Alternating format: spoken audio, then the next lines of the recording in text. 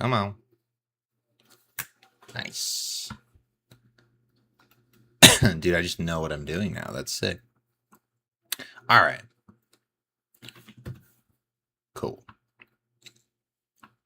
So I wasn't supposed to be live today, but I am. So wasn't supposed to be. Anyway, it's probably gonna be a longer stream than yesterday, even, which is crazy. That's why I haven't had a schedule yet, because it's just not gonna be reliable.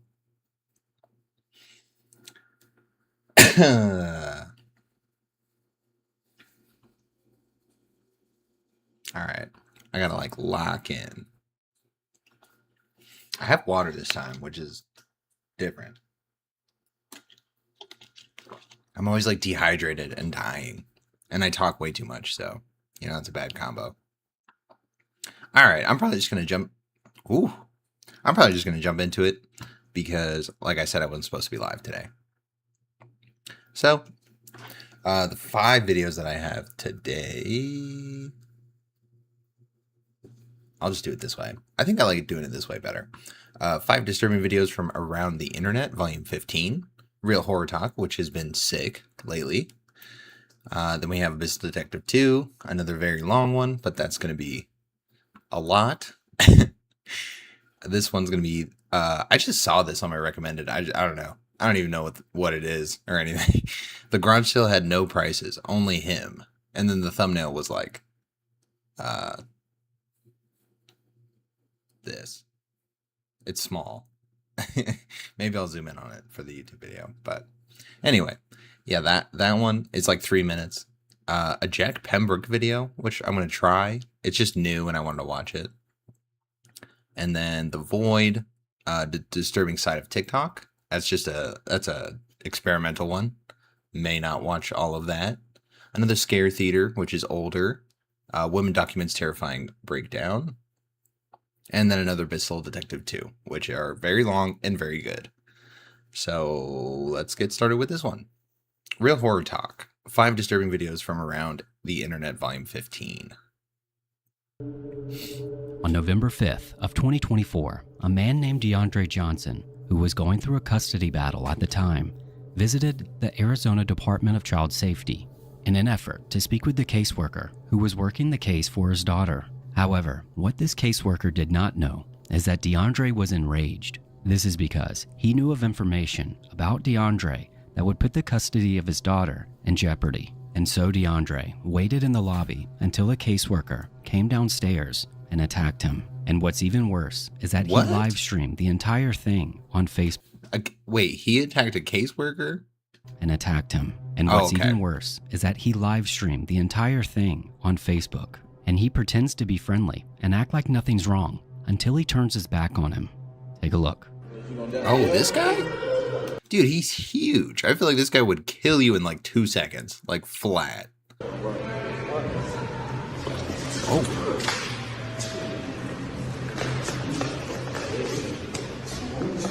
Wait, why?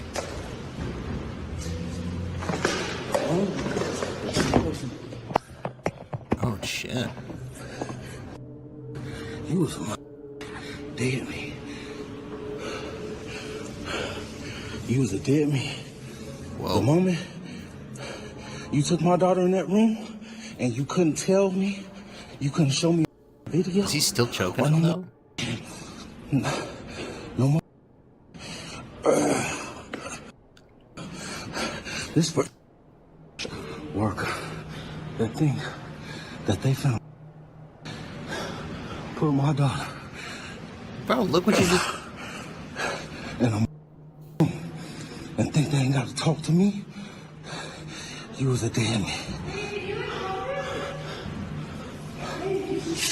Holy shit. Now this building. Is he dead, dude? I feel like he was choking him that entire time. That was so hard to watch.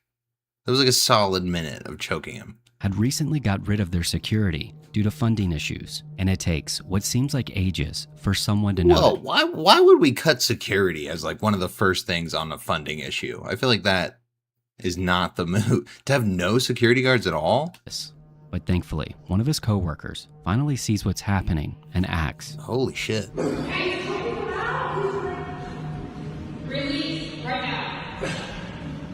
I'm already ready to go to jail.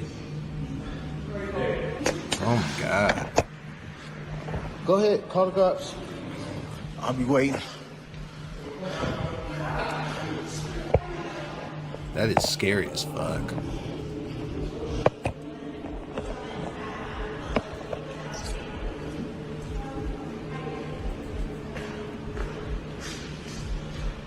Anybody else think it's okay to take little girls in the room?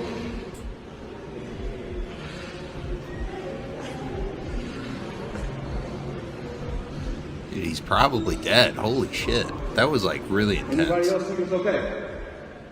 Huh? Is it okay to take little girls in the room? It's not. I'm in a position. Y'all hold. In the room, this what happened to you. You still breathing? Back up. God, it's gonna take forever for cops to get there too. Like, yeah, 4 minutes or whatever. Like, whatever their response time is. Like, it's just he's probably dead at this point. Like, he has not had. He's probably has brain damage.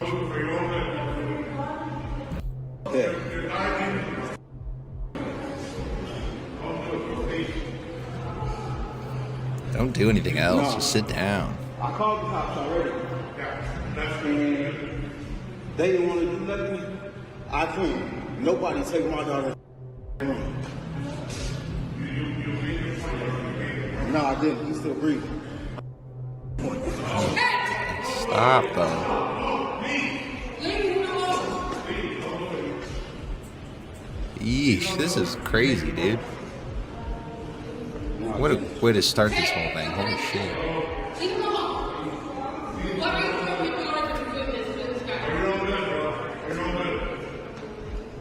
Now, before the cops arrive, DeAndre had left, but they found him 3 hours later and got in a Wow. high-speed chase, where they took him into custody. And as for the caseworker, he did make a full recovery, but his doctors were on record saying he almost died.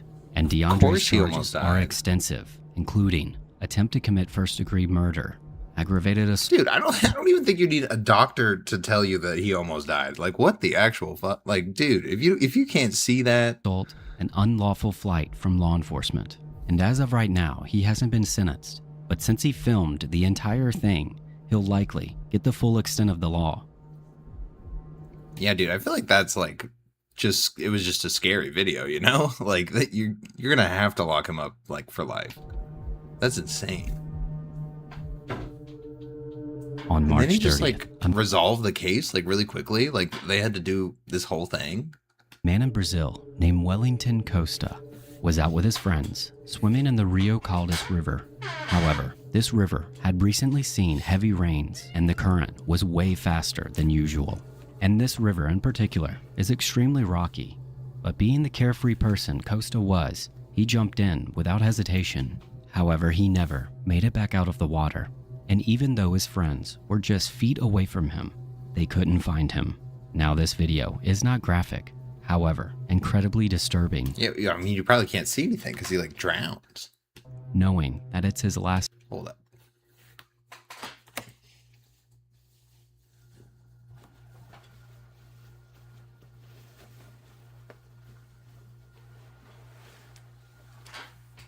Watch out. Watch out.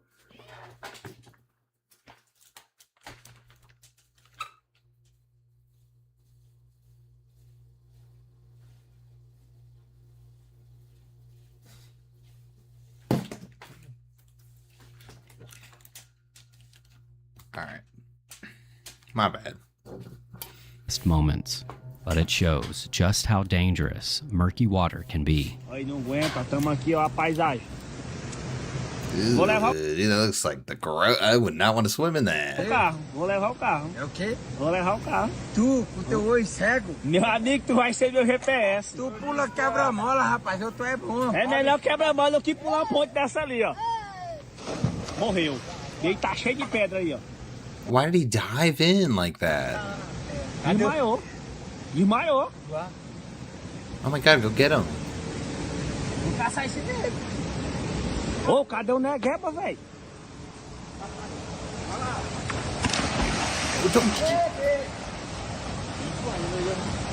Oh, wait. Oh. I thought he was like right there. That's why I was like, oh no, don't jump in on him. But he's probably all the way there now. Like that, it drifted his body.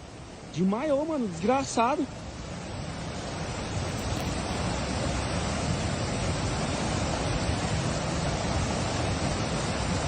Oh shit. He's just gone, dude. His family held on to hope that possibly he had pulled himself out of the water.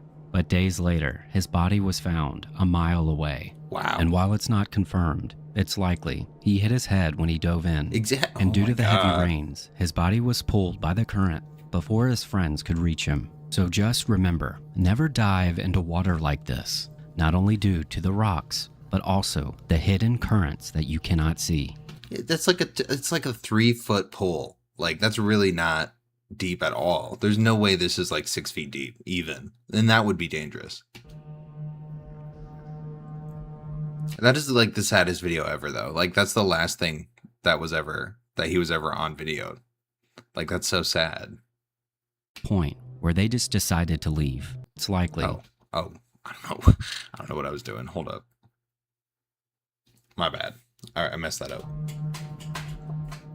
In August of 2013, a group of bow hunters were hunting in a remote area in Oregon, and they began to record after seemingly being followed by a large pack of wolves. And in this 7-minute video, you can hear the howling getting closer and closer, and some of it even sounds like laughter, until it finally reached a point where they just decided to leave. Here's that video. Take a look.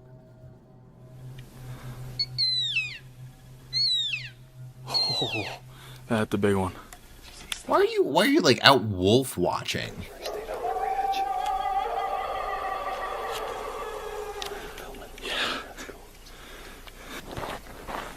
We decided to call it a day since there probably weren't any elk nearby. Oh, they're hunting.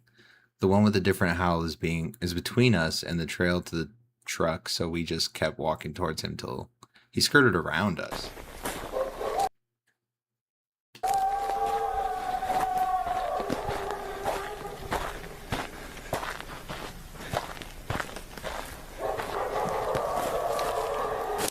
Dude, I never thought about a danger of hunting to be this one. Like, other animals are hunting you.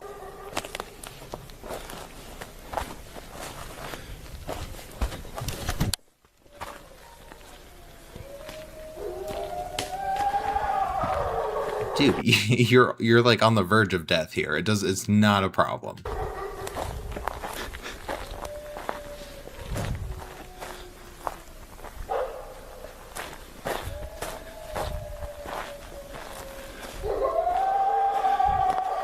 Oh, they're really close. Wow, he's got to be close. Yeah.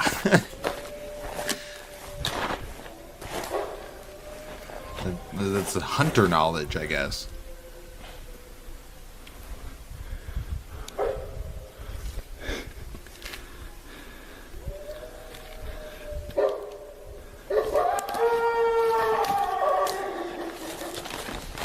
Dude, they're scary. They'd kill you like quick, and it'd be painful. Now it seems the going theory is that these wolves were warning them and acting territorial. This is because, in most cases, they would just mind their business. But in this case, they were actively circling them, most likely due to them having young cubs somewhere nearby. And fortunately for them, they got away unscathed. Yeah, I mean, it wasn't that scary. I mean, he was really safe kind of the whole time, so that was kind of fine. To this day, she cannot explain. And while most doorbell footage can easily be explained, this one... Wait, what? Why do I keep skipping? I'm so impatient. Oh, what's up, Braden? How you doing, bro? On June 6, Heather Paul recorded... Oh, we're watching 5 disturbing videos from around the internet. Volume 15. Something on her Ring doorbell camera that to this day she cannot explain. And while most doorbell footage can easily be explained, this one feels more authentic. Ooh. And it's important to note that Heather lives less than a mile away from the Byberry Mental Hospital, which gained notoriety due to its rampant patient abuse, all of which were suffering from a form of mental illness. And in the early 1900s, its founders believed that mental illness could be cured with the proper treatment, but they should be kept away from quote-unquote normal people. Now, with all that in mind... Oh, thank you. Came for one of the videos. I'm good, dude. I wasn't supposed to be streaming today, but I am, because why not, you know? Here's that clip. Take a look. Oh, it's a real person. That's good. Mosquitoes. Kind of going on there.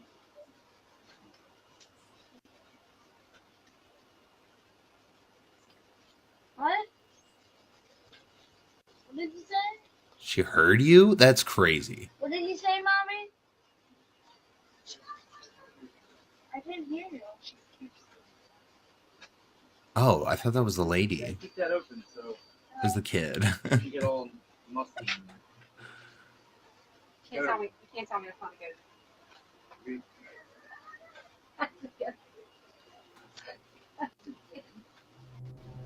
What? Now you can see, That wasn't even scary. Nothing was disturbing about that at all. when Heather notices someone walking by and she looks semi-transparent and creeps Heather out. But what's even more interesting is that her husband and son don't see anything. So when she mentions it, they don't know what she's talking about. But when you compare this figure with the nurses at the Byberry Mental Hospital, it's hard not to notice the similarities. And this is I feel like that's kind of just reaching, though. even more interesting is that our I mean, it's like a normal person. And, well, okay, well, yeah, no, that's a little bit weird. And then, yeah, why are they kind of like transparent? That's also a little bit weird. Did she actually react to it, though? Now you can see when Heather notices someone walking by and she looks semi-transparent and creeps. Oh, shit. No, that's super real, dude. Okay. I don't know. That's really weird. Or is it actually just that bad a quality from far away? Ooh, why is that actually a good one? That's the first like ring camera glitch one that's actually really good. Okay. Dude, I really like this channel. In the hospital. So if you want I to don't check it like out, that. I'll leave a link to her profile below. And let me know what you think.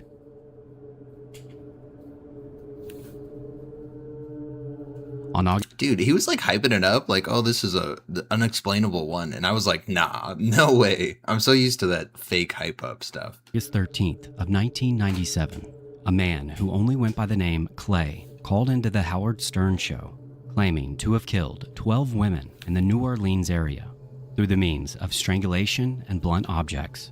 And many people wrote this off as just a prank call. However, there was a string of murders in New Orleans in the 90s. I think I heard a little bit about this. I didn't see anything, though. I didn't know there was like video. And the killer was nicknamed the Storyville Slayer, who murdered at least 12 prostitutes. There was only ever 2 suspects, one of whom was convicted of one of the murders, leaving at least 11 unsolved. And at the start of the interview, Clay seems a bit closed off, but Howard surprisingly does a good job of getting him to open up. All right, I got a guy on the phone who I mean, it's his job to talk to people. I mean, what else is he going to be good at? claims he's been killing prostitutes and he's wondering why he's doing it. So maybe he thinks I have an answer. Is this Ed? Ed? No, this isn't Ed. Oh. You haven't killed any prostitutes? No, I never said my name was Ed. Oh. Oh. Sorry. That's okay. What name do you use? You can call me Clay.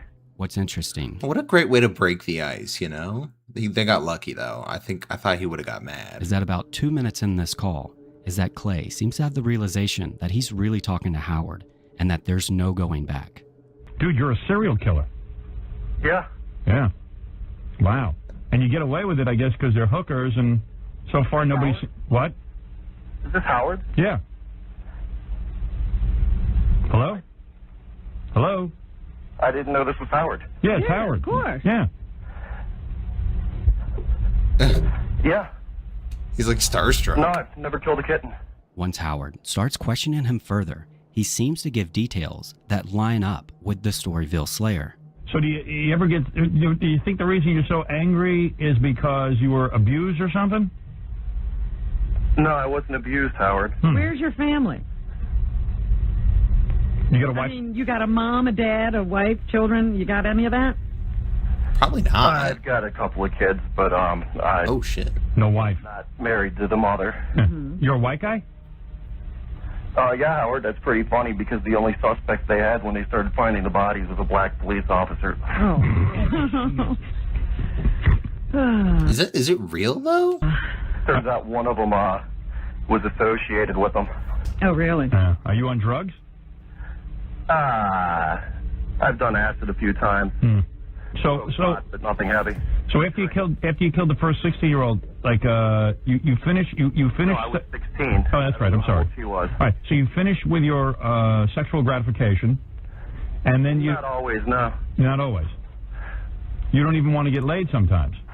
No, You just want to kill. I'm just bored. Right. But does the killing sexually satisfy you? I mean, he had to call in intentionally. Why would he want to do that? I feel like you're just exposing yourself. Like, I guess he made, history with that. Some way. That's so lame, though. I can't believe Ed McMahon's not laughing. I've eaten off thinking about it later. Yeah. What do you say? That's about it. He's pleasured himself thinking about it later. Oh, he has. Okay. Now, how far apart are these murders? Like, do you murder and then, like, you feel satisfied for a while? I don't even understand why I do it, Howard. I don't know if I ever get any satisfaction. But how the often? closest together anywhere was the same night. Really? You killed two people in the same night? Yeah, but I went to Mississippi for the second one. So there's no pattern to how many weeks or days between murders? No. Are these mostly white chicks or black chicks? A fair number of them have been black. The late was black.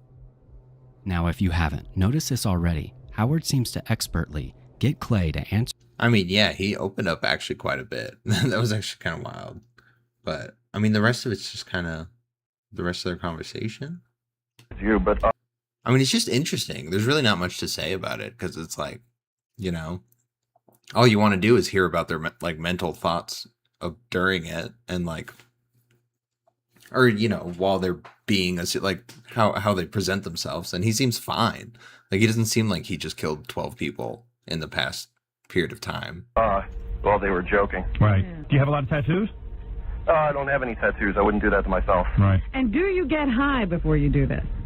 I've gotten pretty drunk before. Yeah. I mean, how could you say you wouldn't tattoo yourself, but you actively drink heavily? That's kind of wild. the only guy you could. Am I the only guy you ever told about this? Yeah.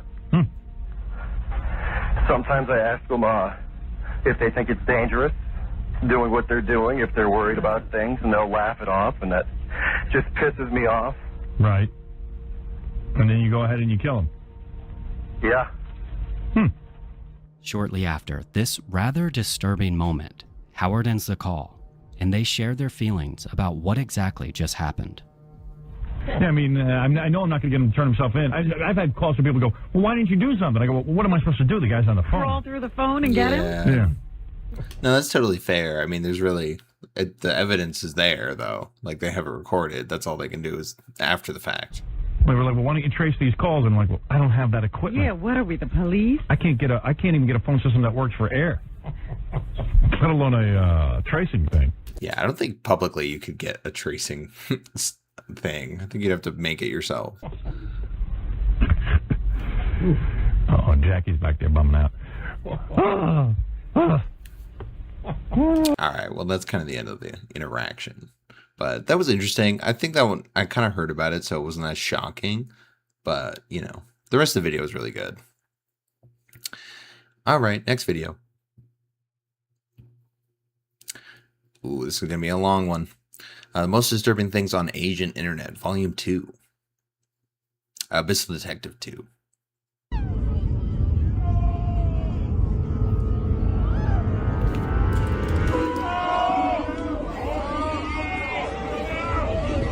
"20 cases, 7 levels.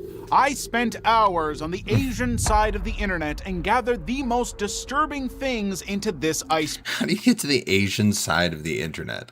I don't even understand that. Is there an option that I just haven't noticed? We'll begin with the unsettling and gradually uncover things so gruesome you'll regret watching this video alone. Sometimes I wonder if these are even okay to be watching. So let's start at the tip of this iceberg. Level 1. Lost and Found. A late-night live streamer walked in... I mean, it's on YouTube, you know? I mean, I guess it's fine. I mean, Twitch would have a problem with it, I guess, maybe, but that's okay. That's totally fine. ...to an abandoned house in South Korea and encountered something no one had ever seen before.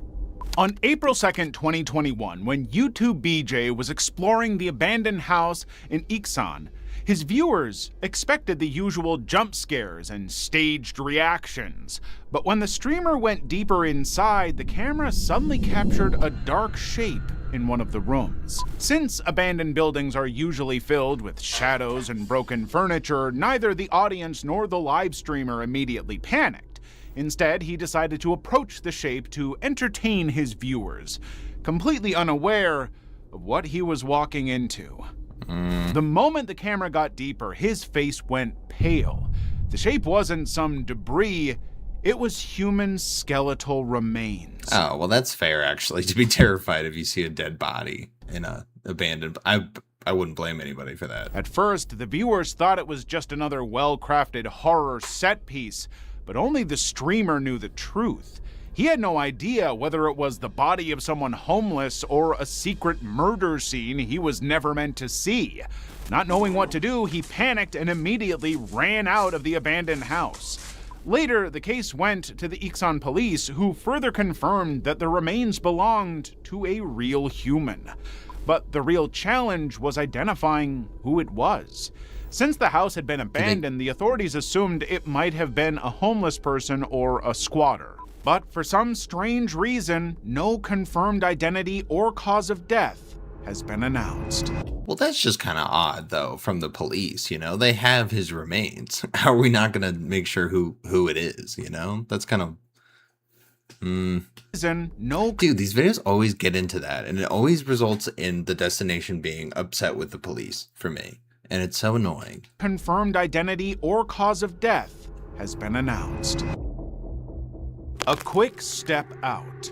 At the famous open zoo, the Safari World Bangkok, tourists sat safely inside their car expecting a refreshing wildlife adventure, only to be Ooh, dude, this looks fun as shit. It's like a zoo, but no, like, pens. Like, they're all open. And you could, like, you know, really talk to a zebra. I feel like when you're behind the gate thing, it, you know, it's not really hearing you, you know? It's hearing it, it's not really listening, you know? It's that thing. Inside their car, expecting a refreshing wildlife adventure, only to be traumatized for life. And that's kind of a sick G. Jian Rangkarsimi, the supervisor of the place and a 30-year veteran of lions and tigers, accompanied the tourists on the morning of September 11th, 2025. While exploring the predator zone, they saw a bunch... Okay, that's kind of scary, though. I feel like they should be locked up a little bit. Unless they're just really friendly. Of lions sitting peacefully in the sun about 10 meters away. But suddenly, Jian stepped out from his Jeep to pick something up. That caught the attention of one of the lions. After watching Jian's movement for a couple of moments, it made its way toward him so casually that no one sensed any danger. And no one was prepared for what came next. The moment the lion came close enough, it lunged at him violently and dragged him to the ground. Things immediately grew worse as the other lions also rushed in. The horrified tourists inside their... Oh my god, they're eating him right now? That's terrifying. He's already gone. Grew worse as the other lions also rushed in. The horrified tourists inside their cars started honking and shouting to shoo them away, but it was too late. The lions had already begun tearing into Jian's flesh, creating a grotesque scene to look at. Fellow staff members rushed to the scene immediately and even fired shots into the Ew, they're all covered in his blood. Air to scare the lions away, but the beasts didn't move easily. When Jian was eventually pulled away, he had already suffered severe injuries to his neck, abdomen, and right leg.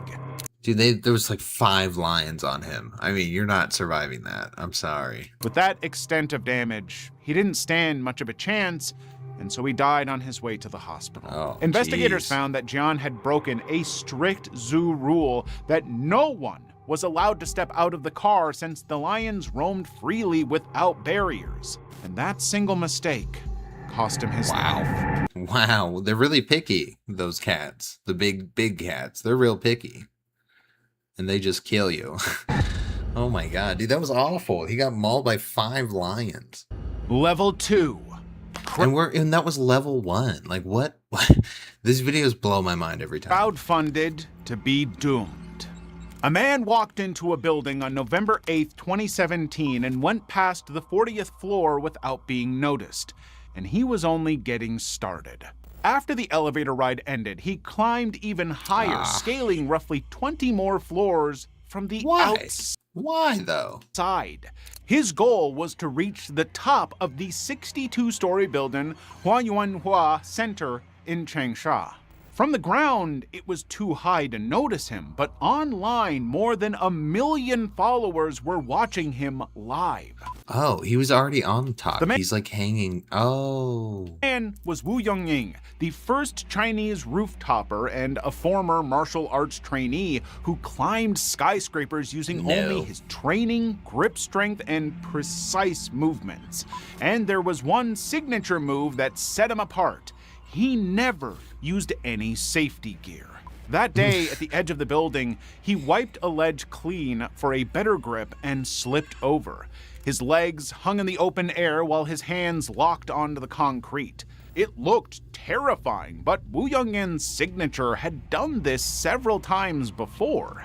Only this time, something went wrong.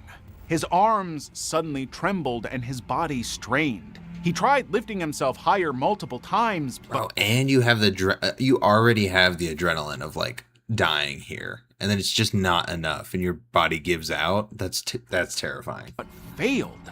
Eventually, after clinging for a few more seconds, his strength gave out, and millions watched in horror as Wu Yongying fell from the 62-story building.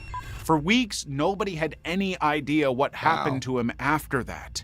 Finally, on December 8th, his girlfriend, whom Wu Yongying had planned to propose to the very next day, confirmed that Wu had fallen approximately 45 feet onto a terrace below. Maybe he just wanted to get out of it, you know? Maybe. Below. A window cleaner there later discovered his body. That's but super this sad, story though. revealed another tragic truth about Wu. He was never about thrills or fame. The reason was much more personal. He turned to rooftoping after injuries ended his competitive career in martial arts, leaving him jobless. Bro, how do you go from martial arts to a more dangerous hobby, like after an injury? That's I don't even understand. Like I respect it. The money that came with rooftoping, Wu was paying for his mother's treatment, preparing for his wedding, and securing the family. Made at least 550. Made 62 grand from sharing his clips on the platform. I mean, that's pretty good for like. I don't know though. You're risking your life though. I don't know if that's actually good. Future. In fact, this time too, he had taken on the $15,000 crowdfunded rooftoping challenge promoted by the Huaqiao app. But sadly, in an attempt to secure a stable future, he lost the chance of having one at all. Bro, that seems illegal to have a contest like that at all.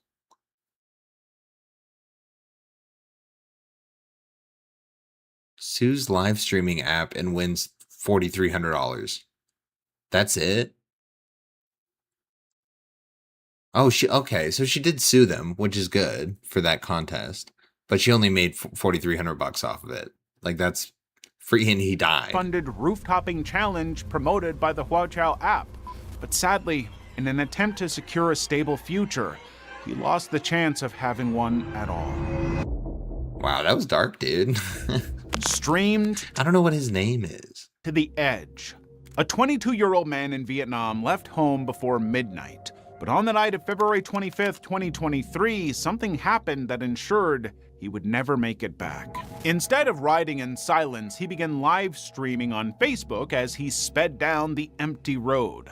The speed climbed dangerously from 100 to 130 kilometers per hour, oh my yet God. he kept accelerating. However, shortly after 12:05 a.m., as he approached a roadside ditch, his attention shifted to his live stream for a moment. A distraction at that speed could only lead to one outcome. The motorbike suddenly wobbled so hard that he lost control. The bike Dude, that's so unfortunate. He probably just checked and there was like no movement on there. And he's like, I'm going as fast as possible. I'm just not getting any viewers. I don't get it. quickly veered toward the side of the road with a dangerous force hitting the ditch. The impact was so catastrophic that it threw him onto the road, ending the live stream instantly. When local authorities arrived at the scene, they found him dead, lying near the damaged motorbike. The footage stored on his phone clearly showed that at the moment of impact, he had been traveling at 141 kilometers per hour, all while recording himself for social media. Footsteps. But what happened to, like, he just crashed? Like, he didn't hit into something? Threw him onto the road, ending the live stream. The impact was so side of the road with a dangerous force hitting the ditch. The impact was so catastrophic that it threw him onto the road, ending the live stream instantly. I thought it said that they found him next to his bike. Like, how did that even... Usually they go flying from the bike, like he said. When local authorities... All right. I had to catch up on that one. Footsteps into darkness. A man from Turkey, Necdet Turan. Oh, he's a goose. I didn't know you could hold a goose like that. That's a goose, right? I don't left his hometown on April 20th. He kind of looks like a... 2024 with two friends walking toward Istanbul. Fusi. He kind of looks like Fusi too. To meet his idol, the famous Turkish chef Sizyen Barak. But halfway through the journey, something happened that he never saw coming. Each day, Necdet streamed part of his journey and shared daily anecdotes. People who had seen Necdet's videos before believed this was just another bold walking challenge that would end in celebration. However, on April 28th, 2024... Man, I don't know if I could do a walking challenge. That seems kind of boring. I mean, I love pacing, so I guess the walking's kind of the same thing, just pacing really long in one direction. Or around 8:30 p.m. when Necdet Turan opened another live broadcast on the Aksaray-Ankara highway, everything went haywire. First, the screen showed a usual dark road and distant headlights. Suddenly, bright headlights filled the frame, followed by a loud impact that cut through his voice. Turns out, a light commercial truck had suddenly come his way and struck Necdet from behind.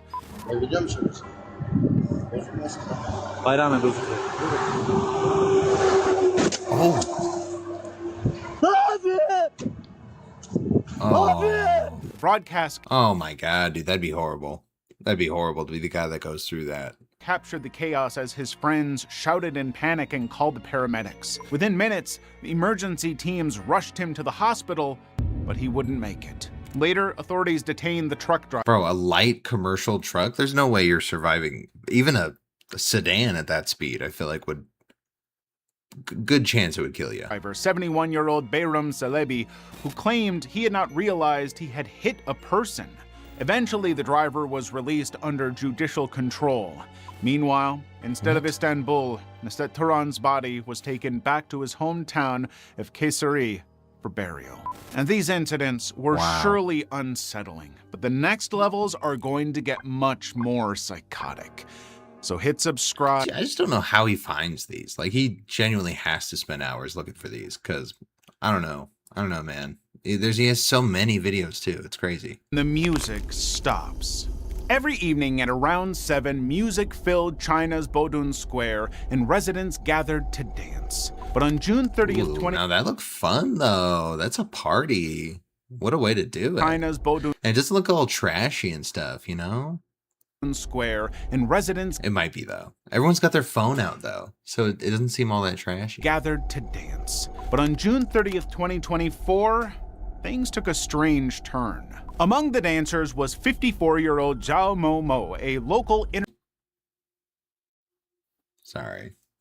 internet celebrity widely known as Bag Brother or Zhao Baoge, who had become famous for clutching a bag while square dancing.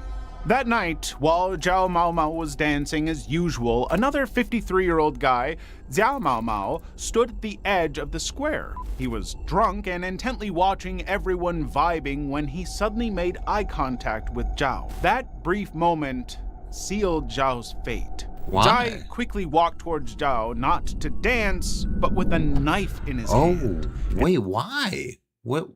I missed something again, bro. Or Zhao Baoge, who had become famous for clutching a bag while square dancing. That night, while Zhao Mao Mao was dancing as usual, another 53-year-old guy, Xiao Mao Mao... Is it the name? Is he upset about something like that? ...stood and he suddenly... Zai quickly walked towards Zhao, not to dance, but with a knife in his hand. That's insane. And in front of dozens of bystanders, he attacked him ferociously without warning. The music stopped at once. People froze and stepped back in shock. But what makes it so disturbing is that despite Zhao falling covered in blood, Zai did not stop. He continued stabbing him again and again until he died as if driven by long... I mean, I kind of get that, though. I mean, at that point, everyone's just too scared because they're going to get stabbed, too. And it's actually kind of rational. But, I mean, you do have to stop him. ...held revenge. As chaos erupted, a bystander quickly alerted the authorities, and Zai, likely impaired by intoxication, did not attempt to flee. Police arrived within minutes and arrested him on the spot. But after interrogation... Dude, and everyone's just around, and there's nothing you could do about it because there's so many people. You just have to, like, make a little perimeter. The police revealed that Zhai had no previous connection with Zhao at all. In fact, he and the victim had never met before that day. Wow. It was like a weird parasocial thing. Officers claimed that alcohol alone had fueled the aggression and led to the killing. The case remained under further investigation, but no more specific details were disclosed publicly. Song cut short. Wow, dude, that one was crazy. I mean, that's like really scary that someone could just be capable of that because of alcohol. Hertalina Simanjuntak from North Sumatra was singing a religious song on a Facebook Live when her husband suddenly appeared from behind with sinister intention. Oh my god. Dude, how do you even find these cases? This is like really hard on the brain, dude. All these that's why these ones are hard, because it's so long too, and then it's just like despair on your brain. Instead of joining the singing, August Herbin Tambon picked up a kitchen knife, and before anyone could react, he began stabbing Hertalina left and right. The family members screamed in shock as one relative tried to pull her away while another attempted to stop August. But Hertalina had already collapsed on the floor, bleeding heavily from her wounds. Holy fuck. The brutal incident happened on November 2nd, 2024, after which August fled the area immediately. Bro, that's like recent, dude.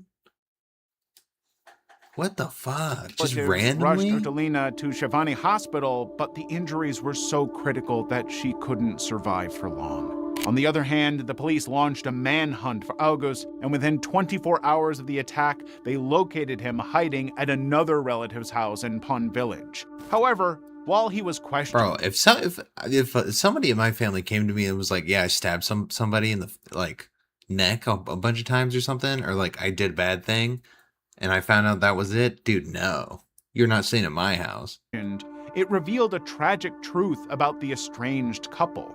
They had only been married for 1 year after getting divorced from their previous marriages. But August believed Hertalina was still in touch with her ex-husband. This made him jealous and harbor resentment for a long time.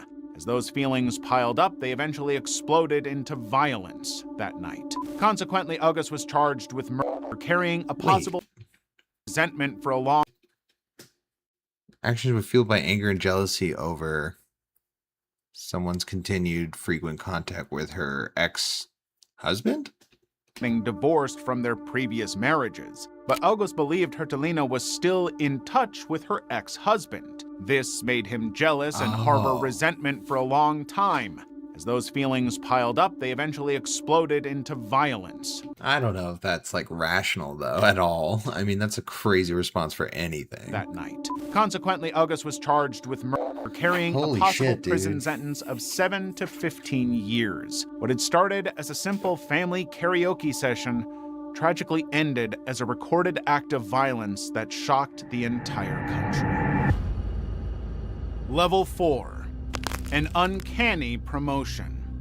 A 23-year-old woman, Paloma Jovillanos, live-streamed from a vegetable store in the Philippines, completely unaware that someone nearby had been watching her for a long time. Around 7:30 p.m. on January 16th, 2026, Yo, that is super recent. a man wearing a face mask and a ball cap walked toward her. While she was right in the middle of the broadcast, the man suddenly pulled out a gun and fired at her at close range. What the Paloma fuck? slumped over instantly as the bullet hit the back of her neck. The witnesses around immediately rushed toward Oh her, my but the God. panic gave the man an opportunity. Dude, what? Like, that's so random. I mean, yeah, you've been stalking her, but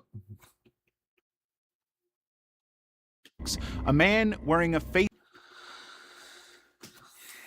man, these are crazy, Paloma slumped man. It just lose your faith in humanity like instantly. over instantly as the bullet hit the back of her neck. The witnesses around immediately rushed toward her, but the panic gave the man an opportunity to escape the scene on a motorcycle waiting nearby. However, the attacker couldn't stay on the run for long. The next day, January Yeah, bro, everybody saw you. 17th, 2026, police officers arrested the 31-year-old suspect identified as Freddie. Investigators identified the man as the live-in partner of the store owner where Paloma worked. Just days earlier, their relationship ended after Paloma told the owner that he was seeing other women.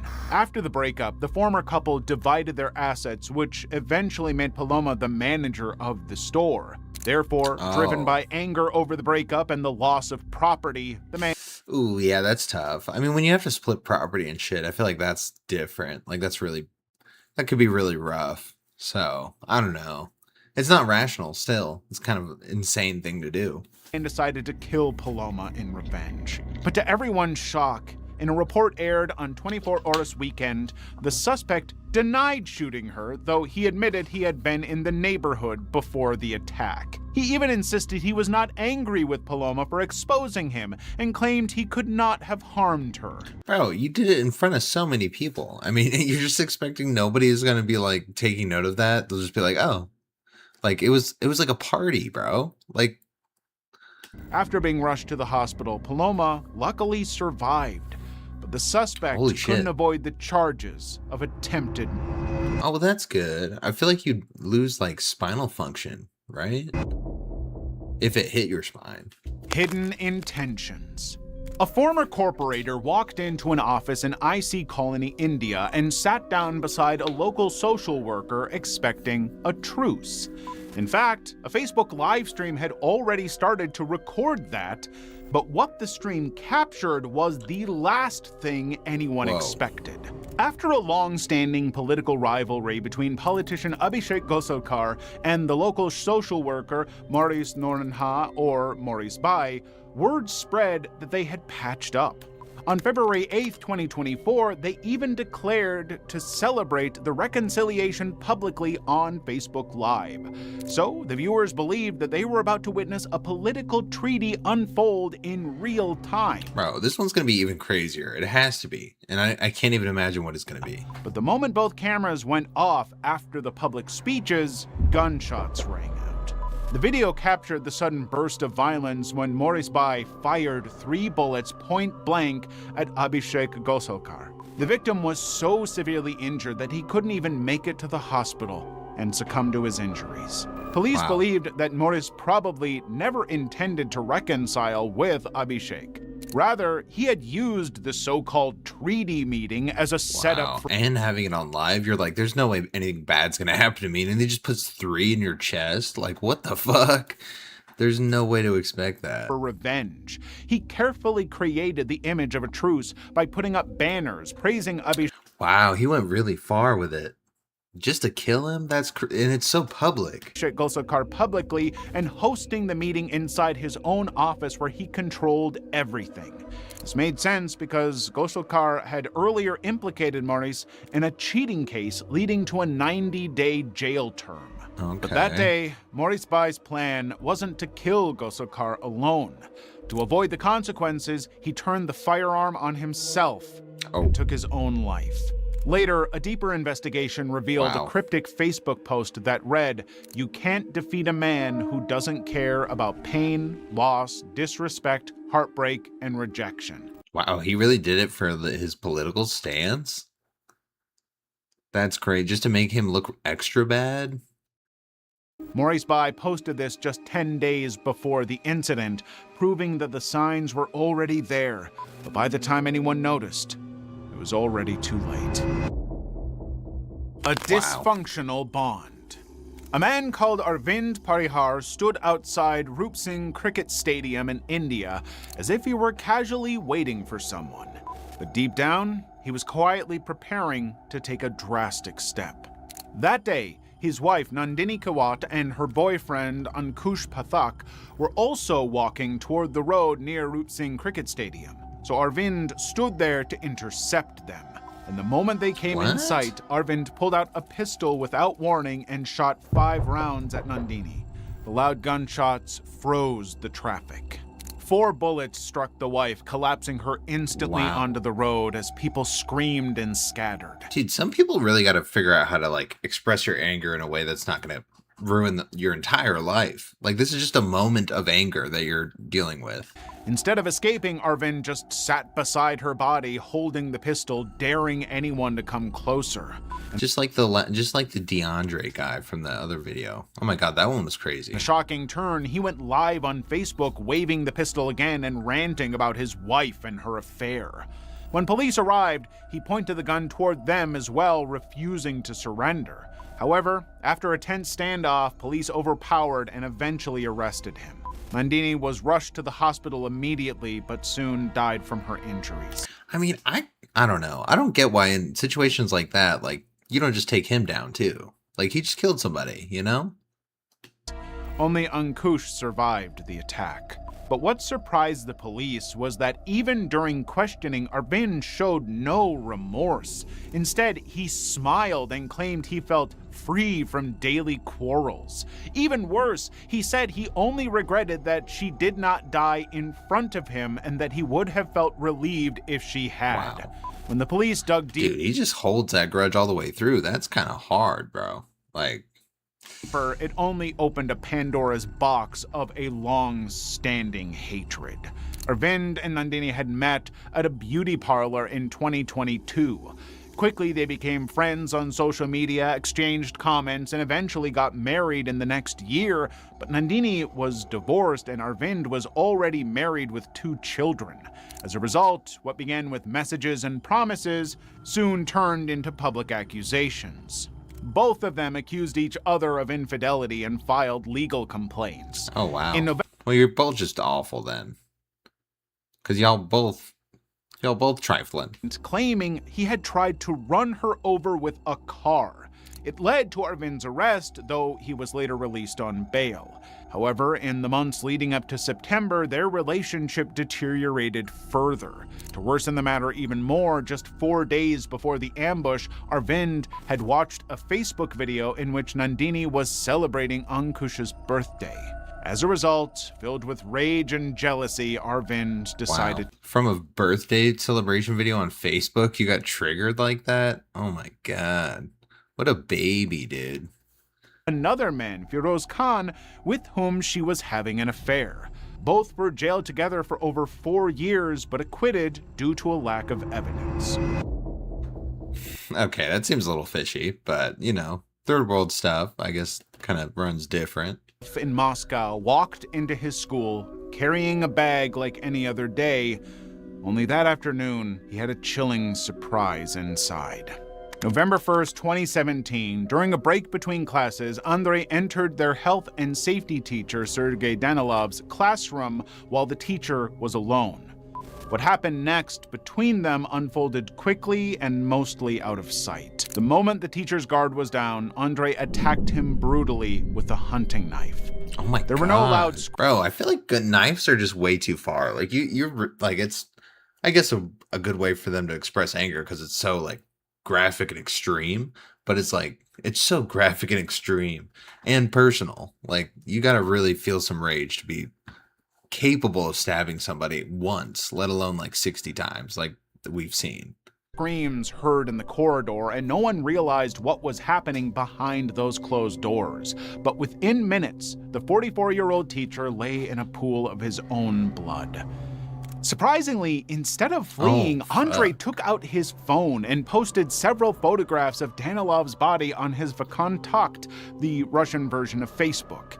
Dude, Russians are next level with it, dude. That's holy fuck. The detectives later found several other weapons in the student's bag, suggesting that he may have been planning a larger attack. Andrei kept clicking photos and selfies casually, posing beside the body. Oh my god, dude, he just completely broke and just like desensitized. There's no other way to like exhibit behavior like that. Influenced by wow. Horror when they entered the classroom. At first, police suspected Andrei had been influenced by the Blue Whale Challenge, a notorious online game linked to youngsters themselves in Russia. Recently, they revealed an unsettling reason behind the entire incident. For several weeks before November 2017, Andrei had seemed withdrawn, tired of school, and often skipping lessons, but no one knew the reason. Classmates described Andrei as an introverted boy who always greeted everyone politely, yet after being bullied several times by his peers, he began carrying a knife to protect himself. The teachers were unaware of this. Instead, because of truancy, Sergei Danilov warned him that he could face expulsion. In fact, tensions between them had been building since September when Sergei became his class teacher. Sergei was strict but fair. Oh, dude, that's super cold. So because he brought the knife, the teacher was starting to like say, hey, you can't do that because it's school. And he got upset and then killed him with a knife. Made him increasingly resentful. Apparently, that internalized hatred is what the officers think eventually led him to become so violent towards Sergei. Wow, okay. That's Level pretty insane. 5. Dude, we're only halfway through this. That's what I'm saying. These are so long. And then I talk a lot, so it takes a while. First and last. On October 29th, 2022, thousands of people poured into Itaewon in Seoul for Halloween night, celebrating the first unrestricted festival since COVID-19. However, as the night moved forward, a steep, narrow alleyway near the Hamilton Hotel became so dangerous. That is too many people. I do not like environments with even a quarter of this many people. Dangerously packed that it led to an unforeseen disaster.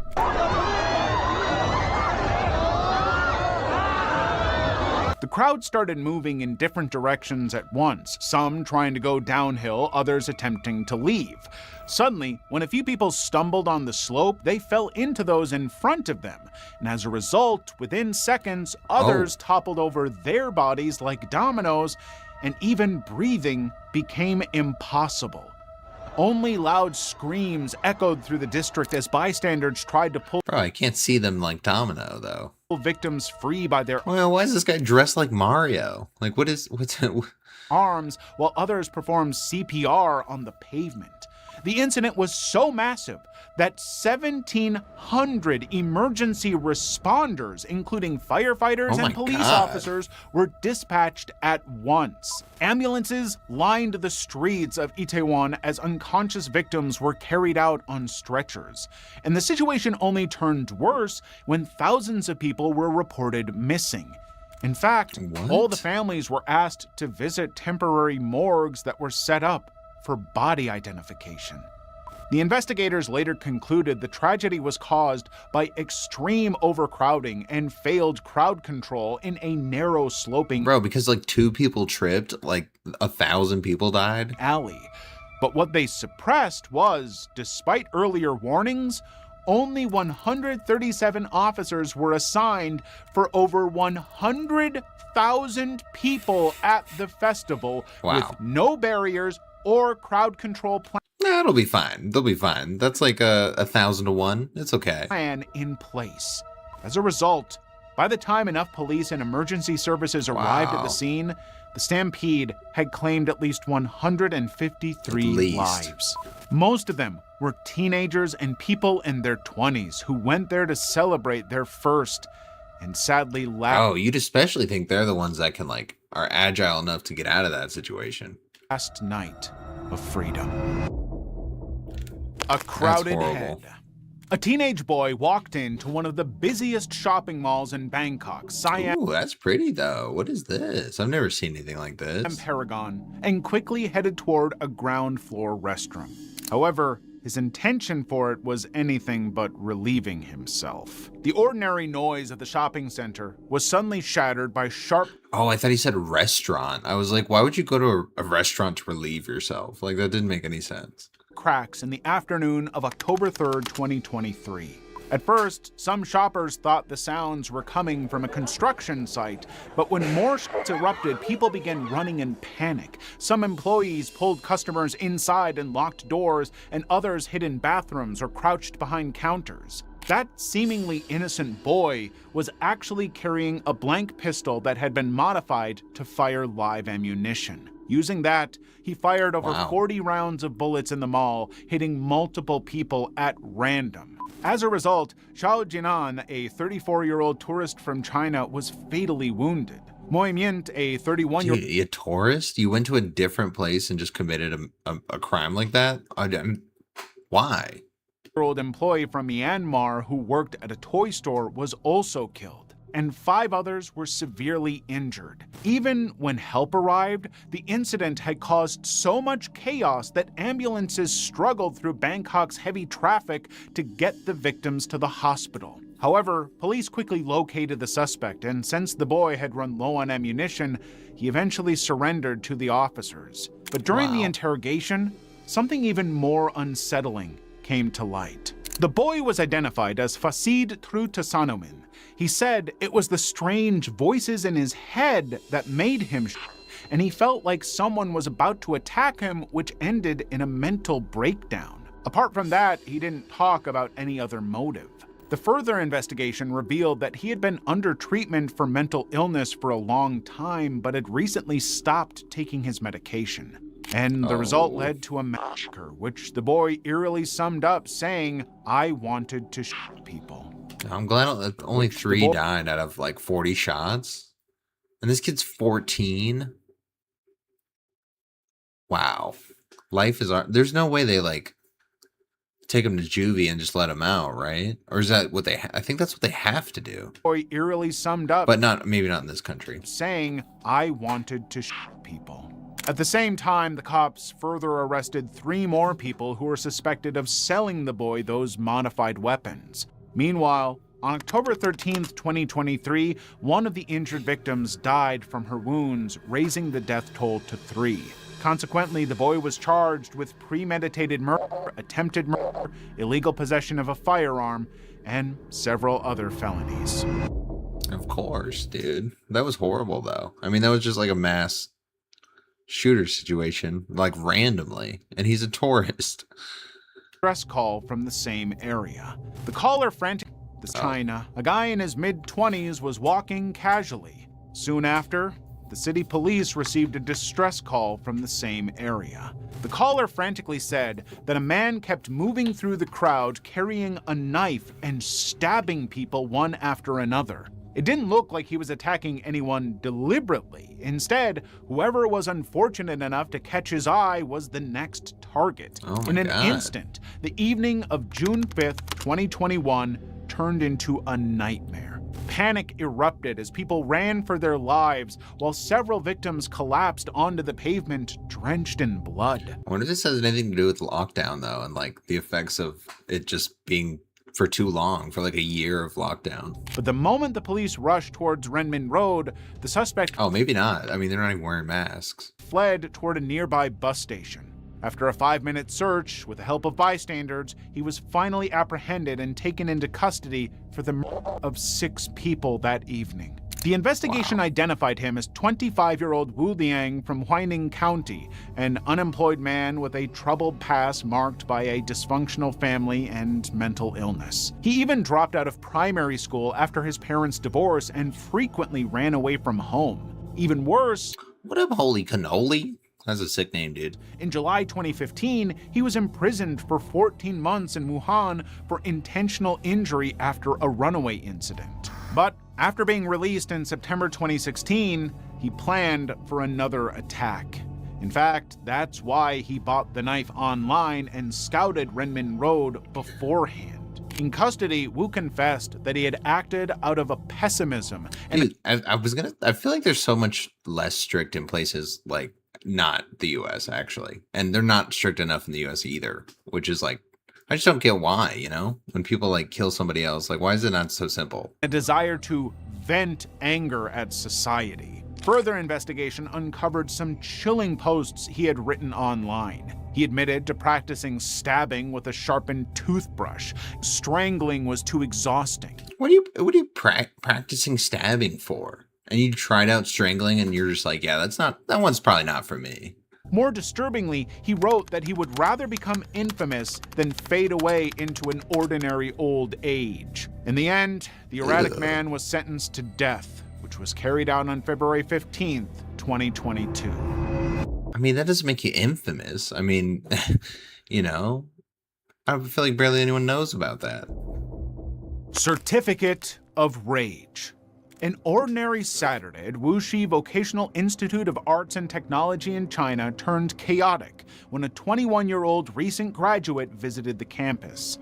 Since he was a familiar face, no one gave him a second glance until several screams echoed. Without warning, the man began lunging at people in sight with a knife, starting a brutal mass stabbing. Some students froze in shock while others frantically ran for their lives. Dude, these ones are so like brutal. It's like so like real too. It's like almost too much sometimes. The attacker started at the western campus entrance, moved to the library entrance, then stabbed more people in male dormitories number 11 and 12, bathrooms, before hiding in bushes and targeting female dorms number 7 to 9. Inside, terrified students barricaded the dorm doors with benches and bookshelves. When local police arrived after receiving the distress call, he was still continuing the attack from the sports field. The officers detained him immediately, but by that time, the massacre had already taken 8 people's lives. Holy shit, dude. That was fast, too. Leaving 17 more severely wounded. Whoa, he got to that many people. That's crazy. That's crazy. How did no one stop him, though? I mean, these are young people that could easily, like, fight him.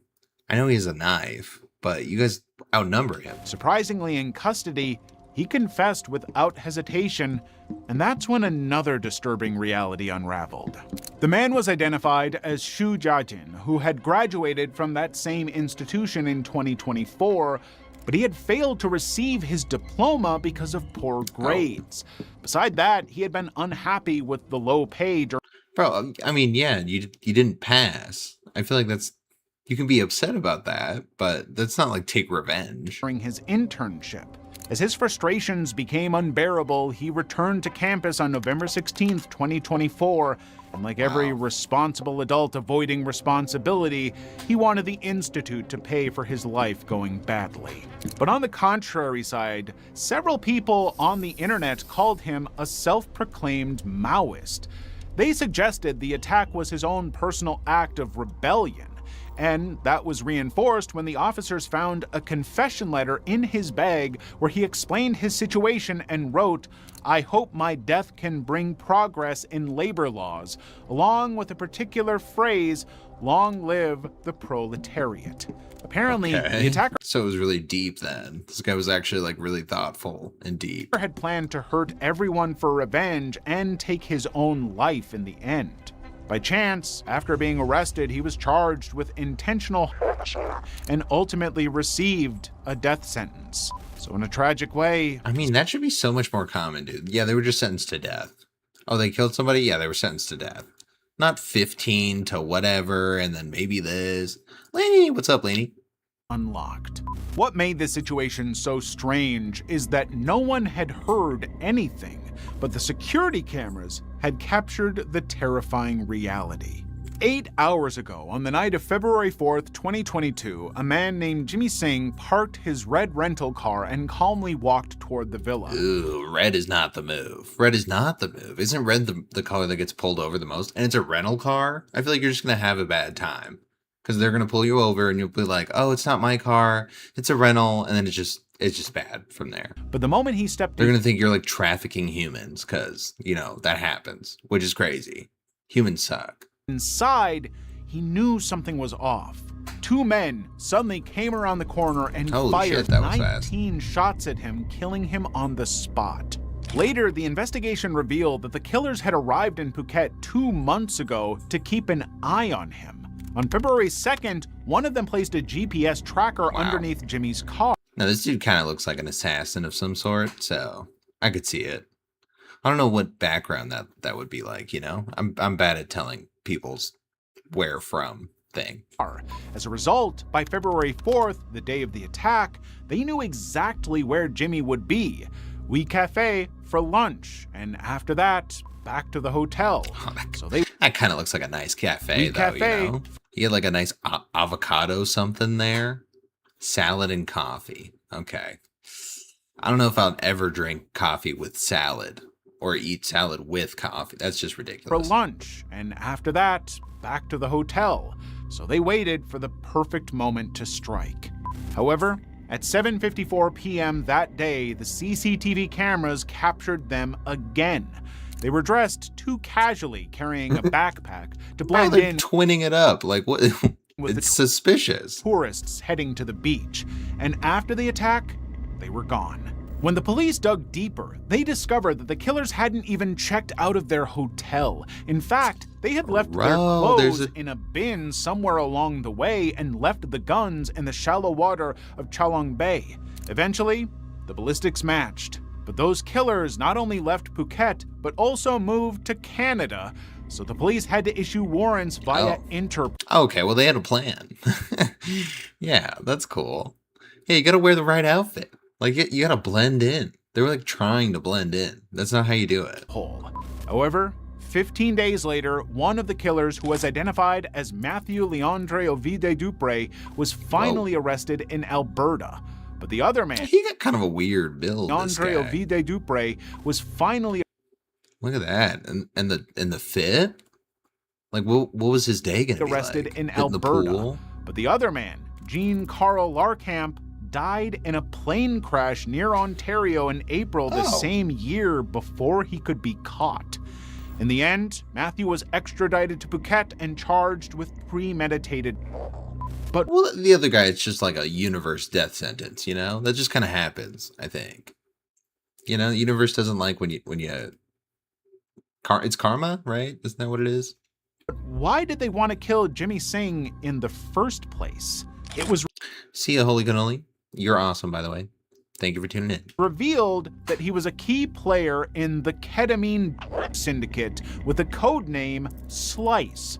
By the age of 20, Jimmy was already... Oh, Slice is cool. Slice, and then I have like a loaf of bread tattoo or something. You know, ooh, like a huge like piece of toast tattoo, like right on my chest. They call me Slice. Wanted in India for operating 14 factories across 3 states, shipping ketamine to Thailand, Canada, and Africa. Many claimed he owned a major substance manufacturing factory in Goa, India. In 2016, he was deported. I feel like at that point, like, I feel like I kind of get it that they're using like, you know, prehistoric stuff to make drugs. Because like, what else are you gonna make that's exciting? Manufacturing factory in Goa, India. In 2016, he was deported from Canada for ties to the UN-linked crime gang Brother Keepers and the Mafia. Even during his stay in Thailand, he was playing a major role in international trafficking, so his rivals from Canada wanted him eliminated. This led to the midnight ambush at the villa by the 2 Canadians. That was not smooth at all. None of it. Like, yeah, they went to Canada. They had a plan for that, but like, this was so messy. Assassins. And like 19 shots is like, ain't no way this guy was going to survive. The casting trap. Wang Xing was an aspiring Chinese actor seeking new projects, but he never imagined that his job search would take him somewhere unknown, a place nobody returns from. In December 2024, Wang noticed a viral post about a casting opportunity with a Thai company and quickly applied. Within 3 days after a successful audition, he was selected. But Wang hesitated before going to the studio in Thailand because the location details felt slightly unclear. Nah, the second you feel that that's just the universe telling you not to do it. And you gotta like click in. However, the client convinced him to go, promising more overseas projects in the future. So on January 2nd, 2025, Wang flew to Bangkok expecting a normal shoot. From Bangkok's Suvarnabhumi airport, he got they better be paying for the travel, otherwise I'm not buying into a pickup car and shared his live location with his girlfriend, Jia. But after 11 a.m., his messages stopped. Rather, the last location he shared was suspiciously far from the airport near the Thailand-Burma border crossing. Worried, on January 3rd, Jia reported Wang missing to the Shanghai police, but they couldn't act due to jurisdictional limits. I mean, at that point, that's kind of smart on the criminal side. Like, that's just too wide, and you know that's a defect for the police. So she contacted the Chinese embassy in Thailand and the consulate in Chiang Mai. She even posted a desperate plea on Weibo, China's version of X, which went viral and soon trended. There's a China version of X? Nationwide. Finally, and don't as call Jai it X. traveled to Bangkok and formally filed reports, Thai authorities found a shocking truth in their investigation. The car that picked up Wang was never destined to go to any shooting location. Instead, it drove for hours longer than expected, heading more than 300 miles from Bangkok toward Mae Sot. Yeah, I didn't realize a car picked him up. I mean, I thought he was just like taking a plane, like, or different plane routes. I didn't know he was getting picked up. That's just sketchy right off rip. Like, I don't know. Wang's car crossed. They can pay for the travel, but don't have me picked up. You know what I mean? Like give me a ticket so I can fly on the plane. The Moi River into Myanmar, where he was taken to Apollo Park, an infamous hub for cyber scams. There, Wang had to go through things that no one could ever fathom. His head was shaved and he was placed in a building with around 50 other Chinese nationals and more detainees in nearby buildings. But what followed next was worse. For the next 2 to 3 days, Wang was forced to undergo... Oh my God. He looks totally different. He looked like there was like life in his face. A rigorous fraud training focused on text-based scams targeting the Chinese. Deeply terrified and shaken, he lived in constant fear, barely slept, and feared he might never escape that place. However, within a few days, Thai police had located Wang. And after some negotiations involving Thai officials, Myanmar authorities, and the Karen National Army, Wang was handed over at the Thai-Myanmar Friendship Bridge. Photos showed him with a shaved head, wearing a white shirt and shorts, standing beside Thai police. On January 11th, 2025, Wang finally returned to China. But how a simple casting message trapped him to commit the very fraud he was the victim of. Oh, well, dude, I mean, you basically got like trafficked for like text fraud scams. Like, I mean, that's horrible. Left everyone deeply disturbed. I think that's why it's like some people don't understand. They do like trafficking for a lot of stuff. It's not just like sex trafficking. Like they just sell humans, which is horrible. 57-year-old Doan Van Sang worked at Vietnam's market management, processing files, signing papers, and heading home like any other official. Everyone knew him as a quiet and decent man until the early weeks of 2025, when everyone noticed a foul smell and flies around his house. A couple of days later, a neighborhood dog even dragged a small bone fragment. Bro, has he never seen a movie, dude? There's no way you're gonna hide a body in like your house. There's just you're not gonna get away with that. I mean, even if your neighbors are like super far away, I feel like it's gonna smell bad, dude, and you're not gonna be able to deal with that. There, though nobody paid much attention to it. But in early July 2025, a mysterious video called The Vietnamese Butcher shook the internet hard. It showed a man on his back on the floor touching himself. The moment he finished, another man stepped in one swift motion, cut off his head with a large knife. Other clips showed the act from different angles and the aftermath.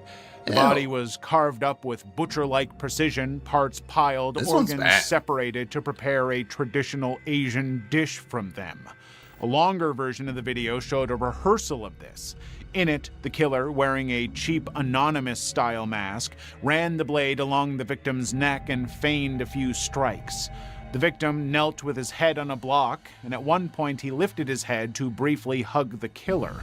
After that, the real killing took place.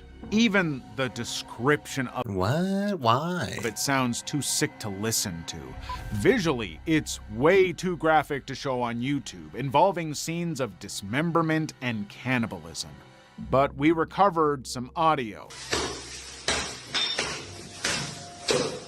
However, even in the video, no one's face was recognizable. The videos were removed from the internet quickly, except for some fragmented audio. But 4 months later, when people began to move on from it, an 88-page document appeared on the internet. Dude, it just sounded like he was like cutting onions. Like, I feel like any cutting sound is now just gonna like disturb me. It had been assembled by anonymous civilian investigators who had spent months gathering evidence to crack open the mystery behind those gruesome videos. And the entire world stood in shock when the evidence pointed to one prime suspect. Quiet official from market management, Dawn Von Sang. Overnight, the document flooded social media and public pressure became impossible to ignore. Finally, on November 28, 2025, the police formally opened a case, arrested Dawn Von Sang, sealing his office. But the case cracked wide open again when police discovered disturbing details about the victims. Nguyen Von Dat. Yeah, like why are they doing that? Like, are they letting him do it? He had death fantasies connected to intimate encounters, including decapitation, and they were linked to a How though? How that you can do it one time? You can do it one time. Fetish about being consumed. He himself posted on fringe sites like Motherless and WPD, sharing all these. What happens to be? How does your brain like get messed up like that to where you're like, you know what? I'd really love to get decapitated. Like that would just like, yeah, that would really do it for me. Fantasies using the alias .beheading. On hookup sites, he even asked someone to translate a disturbing Japanese story called Applicant for Death. In a shocking turn, he later died in a way that closely mirrored the story, including its extreme and violent elements. Dawn first met Nguyen online in 2020, and their conversations quickly drifted it's just one dude he did this to? Disturbing territory, focusing on extreme and violent fantasies. But one particular text of Nguyen changed everything, where he wrote, "Not only am I ugly, but I'm also full of diseases. I can't afford to live freely like normal folks. I have to depend on my parents my whole life. What else could I do? I truly am a prisoner of my very own fate." Wow, that's actually incredibly sad, right? There's some great, and this is just the Asian side, you know, the Asian internet. So, I mean, if it wasn't because of God, I would have ended my life already. I wish to meet someone that, once we've become close enough, could kill me, because I really wanted to make friends with such people, but I know that once I've done that, I won't be normal again. I want to. Eventually, on January 25th, 2025, just days before the Tet holiday, Dawn phoned Nguyen and invited him to the compound where he worked. That was the last time Nguyen was ever seen. In that compound, does he still get they filmed a rehearsal this, to cater to Nguyen's fetishes, then carried out the fatal act with Nguyen voluntarily placing himself on a cutting board, which was later seen in the gruesome leaked footage. When investigators discovered Nguyen's remains in the drains and septic tank at Dawn's home, everyone found it hard to believe that a man like Dawn could do this. But signs were there, including the smell, the flies, the dogs dragging he just bones. had him sitting there, Only though? if anyone had looked closer, the truth would have surfaced sooner. And then we get nothing about like the case or like his sentence. Fuck. Behind the scenes, thousands of fans were watching their favorite content creators live stream on the night of September 14th, 2020. Suddenly, a creepy man appeared on the screen and it went dark, leaving the fans panicked. Lamo, or Lamu, was a simple Tibetan farmer from China. Her beauty, paired with simple rural life vlogs, cooking videos, and dance performances, earned her 770,000 followers on Weibo. That night, too, she went live as usual, but it ended in horror. While she was streaming from her kitchen, a figure suddenly appeared behind her, poured gasoline, and set her on fire. Her camera was still broadcasting, but the screen was black. She was quickly rushed to the hospital. Despite that, with burns covering 90% of her body, she died within 5 days, leaving 2 young children behind. But when the investigation started, What? And she had 2 kids? That's fucking insane, dude. Why? revealed a grim truth. The man behind her that night was none other than Tang Lu, Some her stupid ex-husband. jealousy thing. He was arrested Yep. the same night on suspicion of intentional homicide, and only then did the full picture come to the public. Lamu divorced Tang in June 2020 due to years of physical abuse. But after the divorce, Tang Lu kept coming back, asking her to remarry. In fact, he even threatened to kill their sons if Lamu didn't remarry him. When Lamu refused that as well and fled to her father's house, it led That's to so this sad. horrific incident. What Tang wasn't expecting was that it would spark a nationwide outrage and protest against domestic abuse.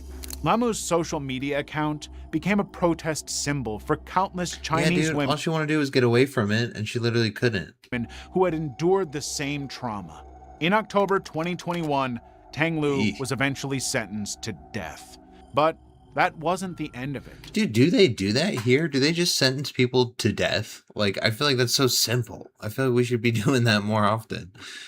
For many, Lamu's final Yeah, life dude, that's so sad for the kids. stream And then you like at some point they got to get told what happened. You know, not now. revealed what was hidden behind closed doors and treated as a private matter. In fact, even Lamu's sister Doma reported that police had dismissed her complaints twice as family matters. I said it earlier, dude. It just ends up in being me upset with the police every time. Despite her too being repeatedly Literally on the beaten by last. Tang.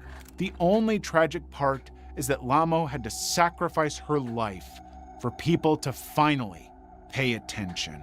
All of these incidents were horrific. And if you'd like to see more of this iceberg, check out Volume 1 of the most disturbing thing. Dude, he posts so many videos. There is no way to keep track. It's not. Yeah, exactly. How do you tell him, bro? Like, that's the worst part, for sure. Fuck. That was incredibly sad. Man, those videos are so much. That's crazy.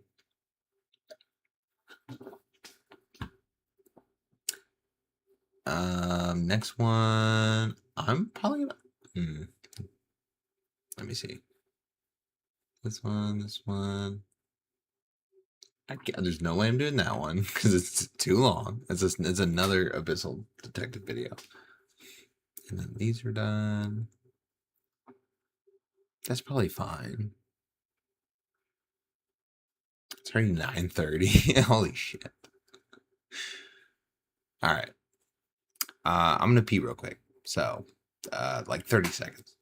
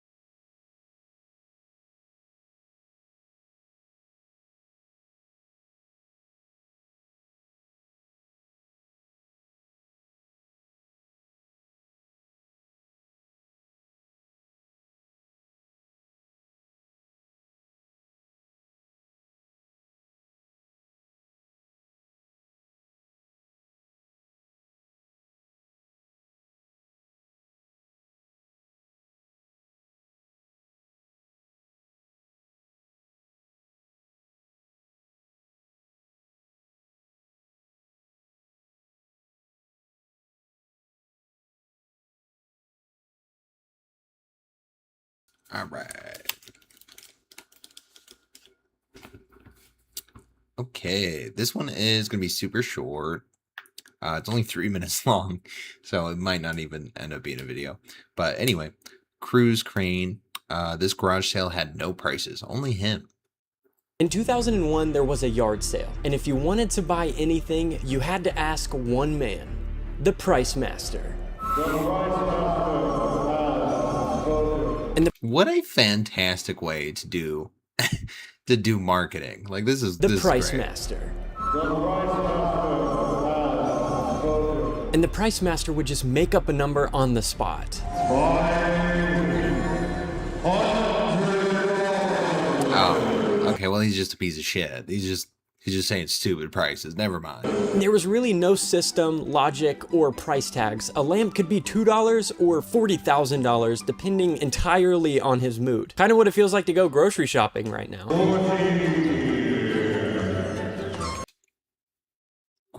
Huh? What it feels like to go grocery shopping right now.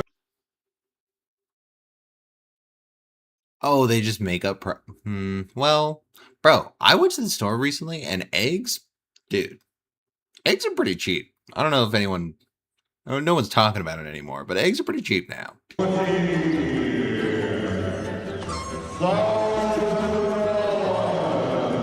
Now, this yard sale had a very interesting array of items, such as swords, communicators, frozen meats, and money. Yeah, he was selling $1 for 50 cents.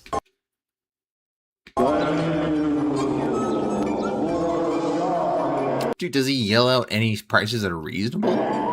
Quite possibly my favorite thing about all of this is the people showing up to the yard sale and trying their hardest to ignore him and just not look at him until they wanted to make an offer on something. How much is this?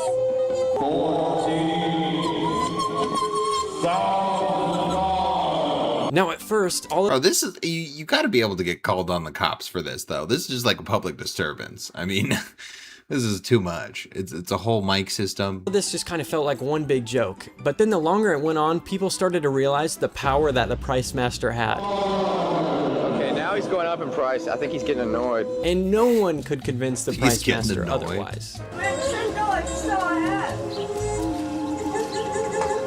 You get eggs at a ranch? Oh my god, that sounds so cool. Good price, and you can pick this. Ooh. Oh, dude, I gotta get on that. I gotta find me some ranches.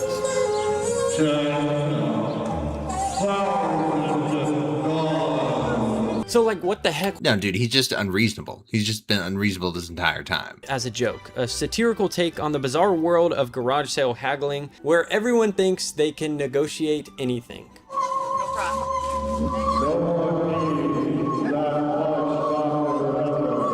Years later, YouTube resurfaces this video and it takes off. Okay, I mean, you're just shaming her, though. I mean, that's kind of rude. And since then, the Price Master has become an absolute legend, to the point where February 10th every single year is National Price Master Day.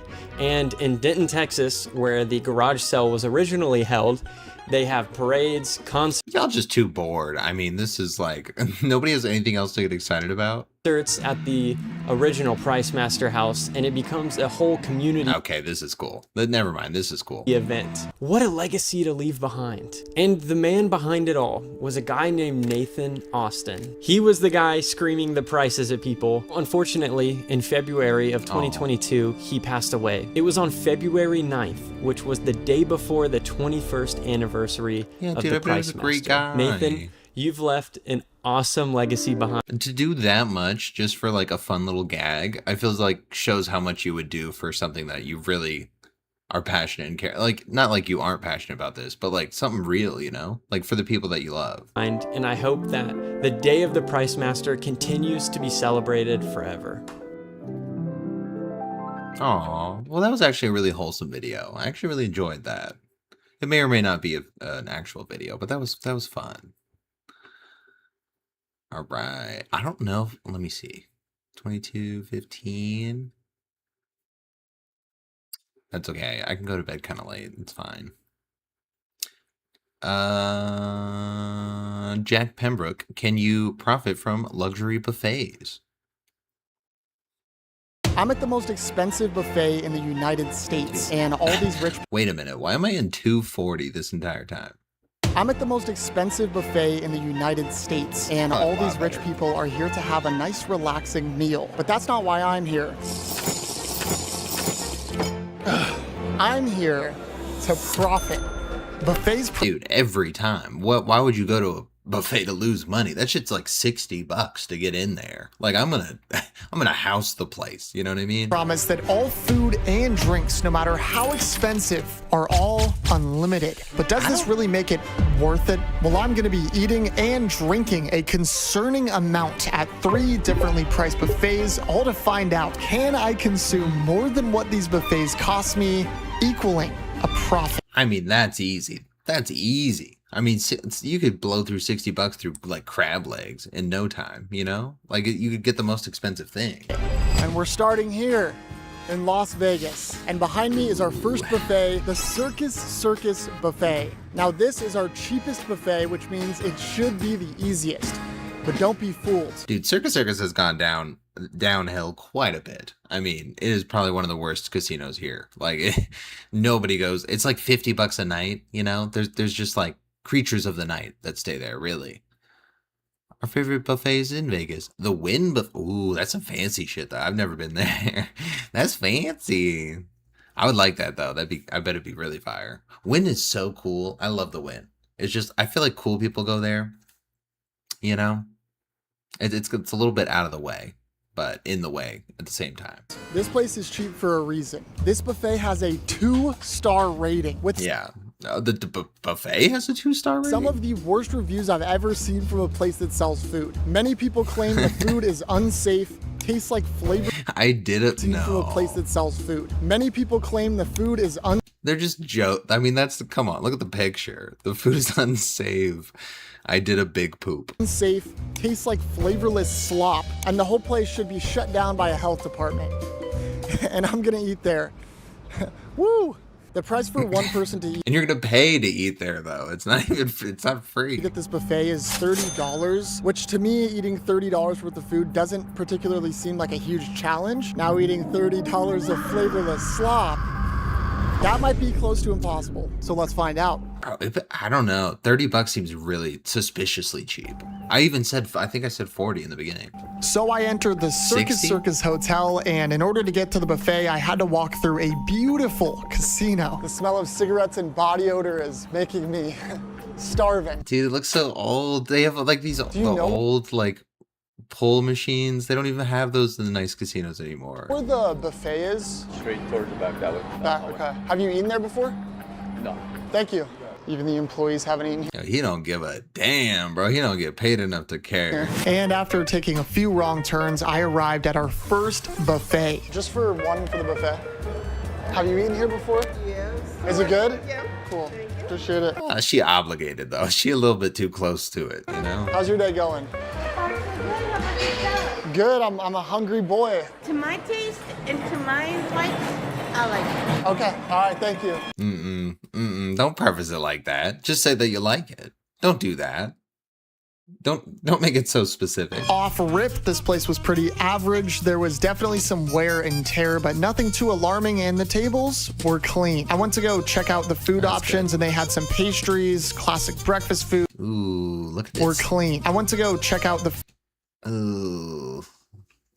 It kind of looks like a more fancy, like, Golden Corral. Food options, and they had some pastries, classic breakfast foods, a drink station.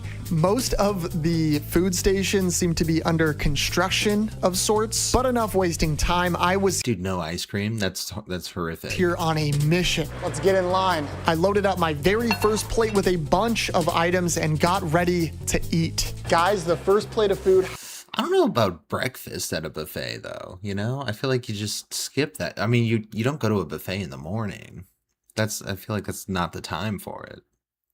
My dad used to work in Vegas, and we still go 1 to 3 times a year. Sick, dude. Vegas is sick. I feel like everyone should go to Vegas. We saw Deftones, last year for my birthday, and then I saw New Kids on. Bro, they just played yesterday at Cosmo for my birthday this year. Oh, that's sick. Dude, Vegas is the place to do the birthday, bro. Everyone's like happy on the strip, you know. They get paid enough.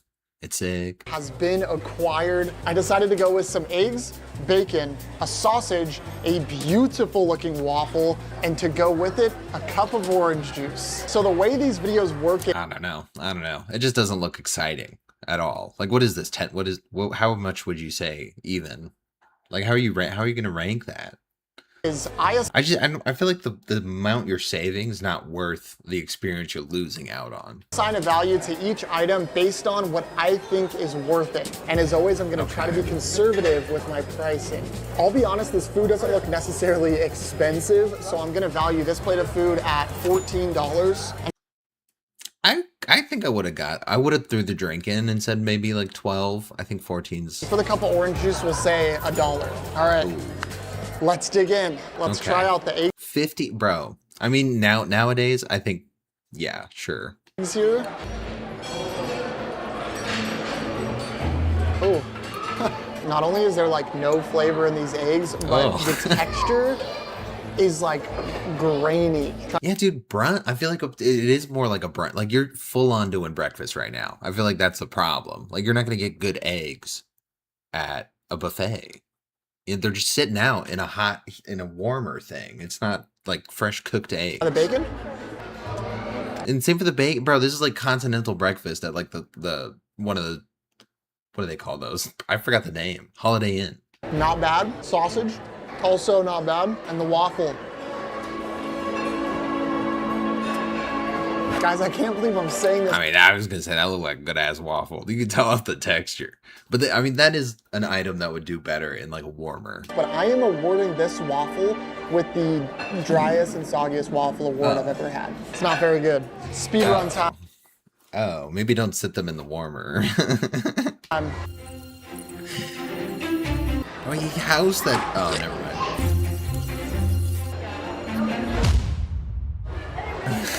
That should not have been that tough. Oh my gosh. Well, that's plate number 1 out of the way. We're just a little bit over halfway. Bro, that looked horrible. And he threw up halfway. Like, come on, man.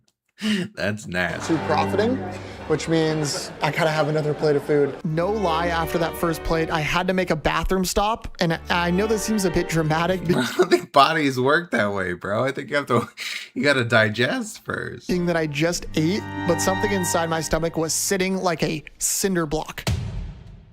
But I had to get right back to work, so I loaded up my second plate, which this time would the same thing. Not include eggs. I got bacon, again, a sausage, French toast sticks, a glazed donut, and another cup of OJ. I'll be honest, I am not looking. I don't know, man. I don't know about his choices. It's just not. I think that's why buffets are cool, because it's just like it's really up to you, you know.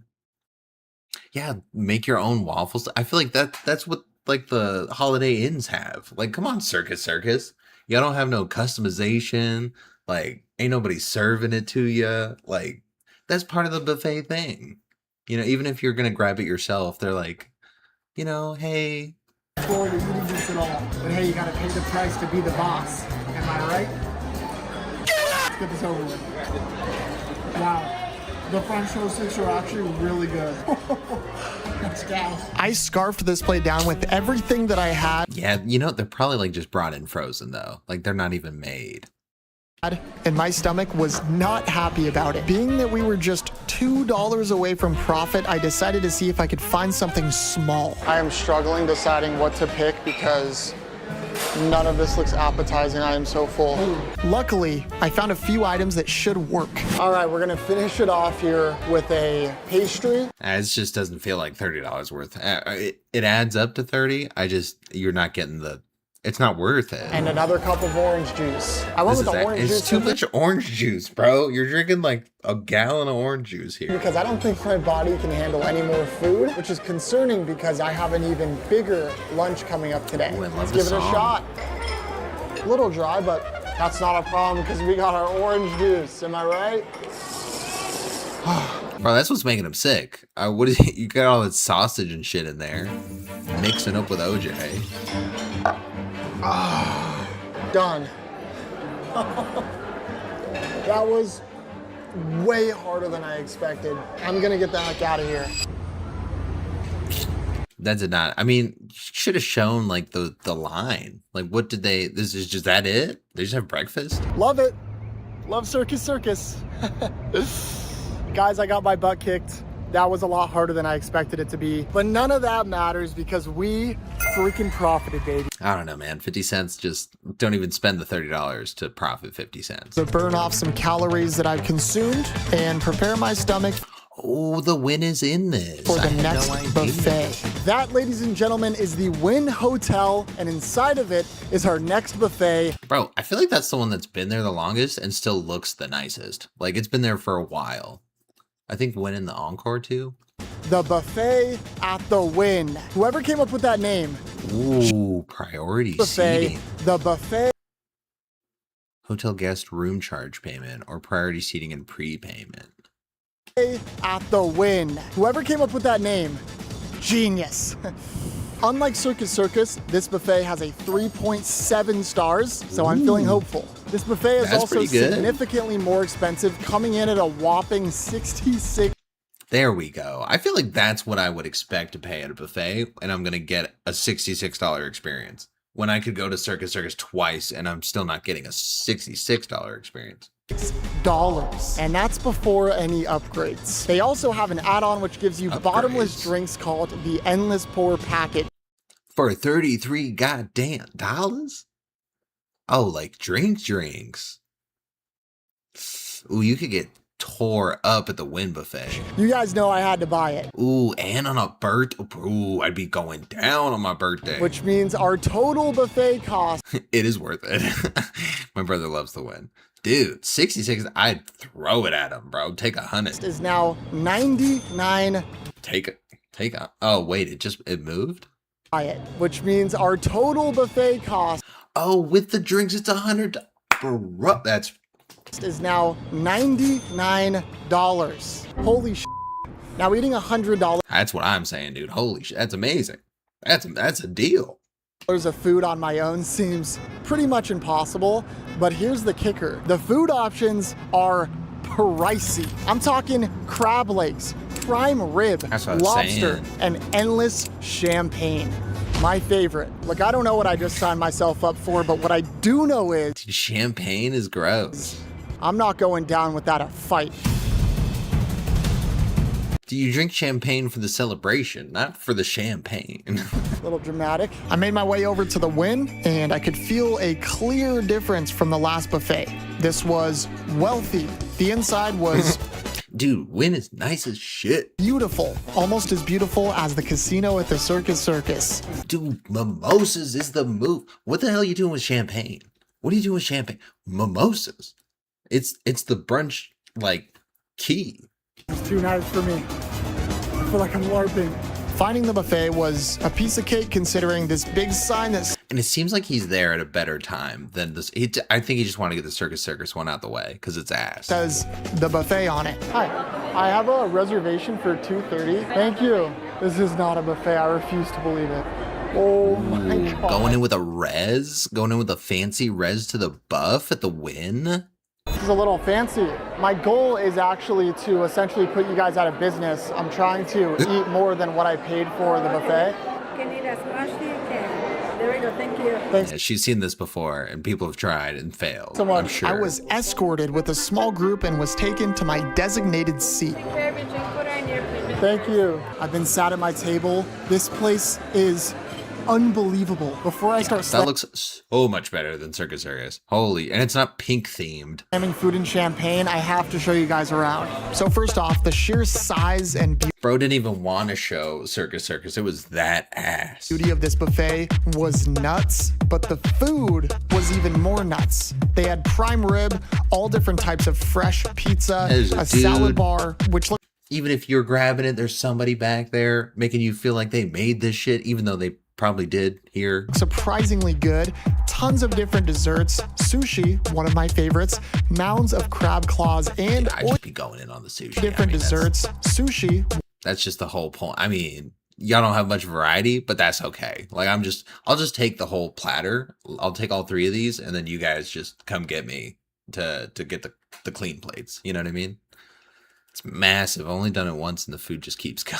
See, that's what I'm talking about. Then it's easy to profit. I feel like he's gonna be way over $100. One of my favorites, mounds of crab claws and oysters, a mega mountain of shrimp, as well as These are harder to price though, so it's gonna kind of just be guessing. lobster and crab legs. The only problem? There's a 2-hour time limit, and I have $99 worth of food and drink to consume.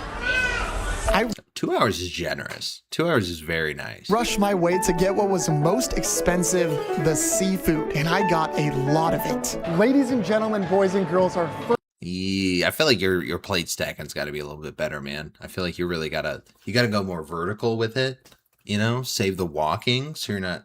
You know, it's a whole thing. It's a strategy. first plate of food. I got an absolutely absurd pile of crab legs, which is one of my favorite foods, so I am freaking hyped. I also got some shrimp with some marinara sauce. It's too much work for me. Like, I love crab. The taste is good and all. It's kind of a lot of work. I don't want to Especially if you're drunk. roll overboard on the marinara there. And my glass of champagne has arrived. That's a mimosa, and, I'm so and you're on excited. top. See, this is all a strategic play here. Not only are the meats usually the most expensive I feel like seafood and mimosas would actually be good too. items, but they fill you up the least. That being said, I'm gonna value this plate at around $20. And for the glass of champagne, I looked up the price of the bottle. It's about $7 a glass. Let's dig in. Oh, I'm so excited. The crab legs are already cut in half. Which makes it way That's the problem with crab. I feel like you see someone doing it, especially even just breaking it open. You're already tasting it. easier because I don't have to peel them. That's so good. Look at all the meat in that claw right there. Holy gas. Oh, it's so good. Dude, there's some people that just can't do that, you know? Like, I feel like every time I'd go with my family, there's like 2 people that are just like, no, I don't want to, like, I can't get the stuff out. When it's like, just be a savage, you know? Good. It's a fish. It's not like a chicken. Guys, if you haven't had crab, if you get the chance, you gotta try it. Yeah, he's doing it right. No, a YouTuber. It's called Jack Pembroke. Thank you. Thank you. Thank you. Now for the champagne. Yeah, dude, they saw that 1.9. They're like, ugh, I gotta. Oh. Plate number 1 in the books. The time is ticking. I'm gonna go get a second plate. We still have a long way to go in order to profit. Excuse me, Sue. I was wondering if I could get another champagne. Okay. Would it be possible to do multiple at once? No? Get one at a time. Okay, I'm actually a horrible person. What an awful question to ask. Now they're gonna be eyeing you the entire time. I'm going ham. I'm going crazy. I want to try everything in this place. So I grabbed a second plate and instantly went for the sushi and had to get even more seafood if I wanted to profit. That's it. That's you getting, bruh. That's not even a half a roll, dog. Like, and you got the most bait. My plate consists of a bunch more crab legs as well as a little bit of sushi. I didn't want to get too much sushi because the rice is quite filling. To top it all off, I got yet another glass of champagne. Yeah, but four pieces of sushi don't cost a whole lot of money, though. Let's feast. Last piece. Dude, if we're just gonna watch me eat crab the whole time, I don't know. I feel like it is making me hungry. That's so good. Oh my God. I can't believe I'm eating crab legs and sushi for lunch. That was amazing. I can't believe this is my job. Cheers. Ooh, you know the problem for me? I feel like I could just go to an all-you-can-eat sushi place for cheaper than you can go to any buffet, and I would just eat sushi anyway. But at least you have the option, so, you know, if you want to turn up. On my way to get plate number 3. We still have a lot to profit, so let's do this. I don't think it'd be very wise to stand in line for 10 minutes for some prime rib.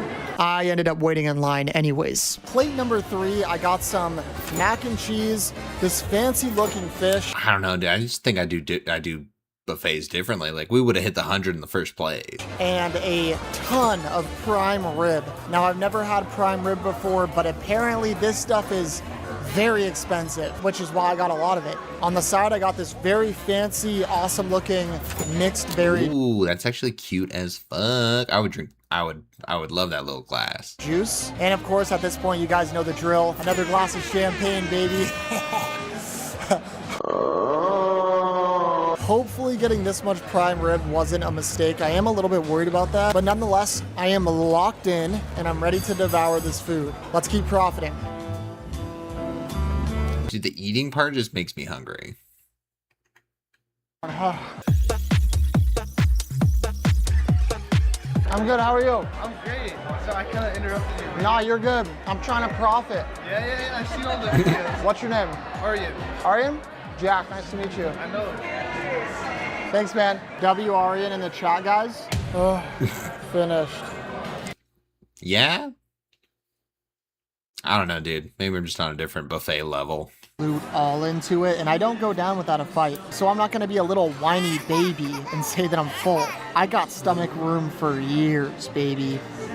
Don't test me. Before we go get another plate, I got some business to tend to.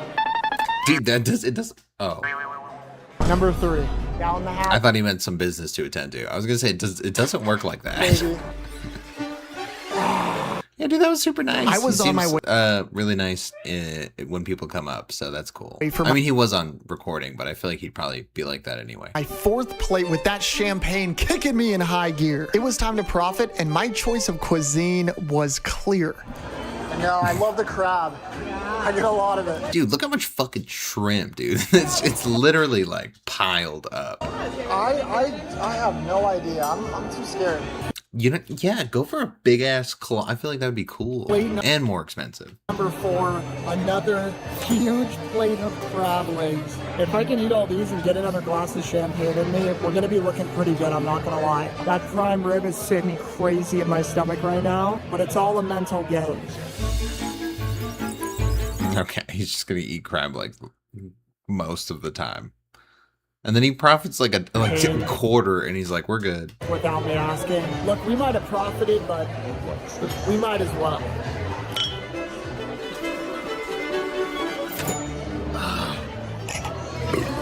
That's just gross, dude. Champagne is gross. Come on, man.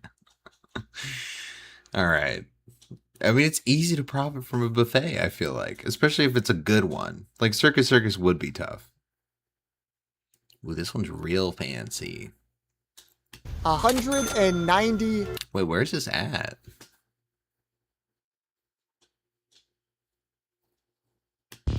Behind me is the most expensive buffet in the United States. Oh. The Breakers Buffet. Guys, I made my reservation months in advance just to get a table at this place. You may have noticed my poorly tailored suit that I got from a sketchy shop in I was gonna say, it does not LA. fit And if him you well. thought this was a style choice, you'd be wrong. This buffet has a dress code, which, what are we doing? The hotel that the buffet is located in costs thousands of dollars a night, and we are in the billionaire capital of the world, Palm Beach, Florida. Oh, okay. Eesh. Yeah, I wouldn't even want to be there, though. This buffet cost me $190. There's no amount of money you could pay me to go to Florida at all, let alone go to Florida and pay money to eat there. I am currently 2 for 3 buffets, and absolutely freaking nothing is gonna stop me from going 3 for 3. I don't wanna miss my reservation. We should probably get a move on. Guys, all I'm gonna say is we've come a long way from the circus. I felt like I was stepping into the Taj Mahal, and personally, I felt like a peasant, but nothing was gonna stop me from profiting. Holy, bro.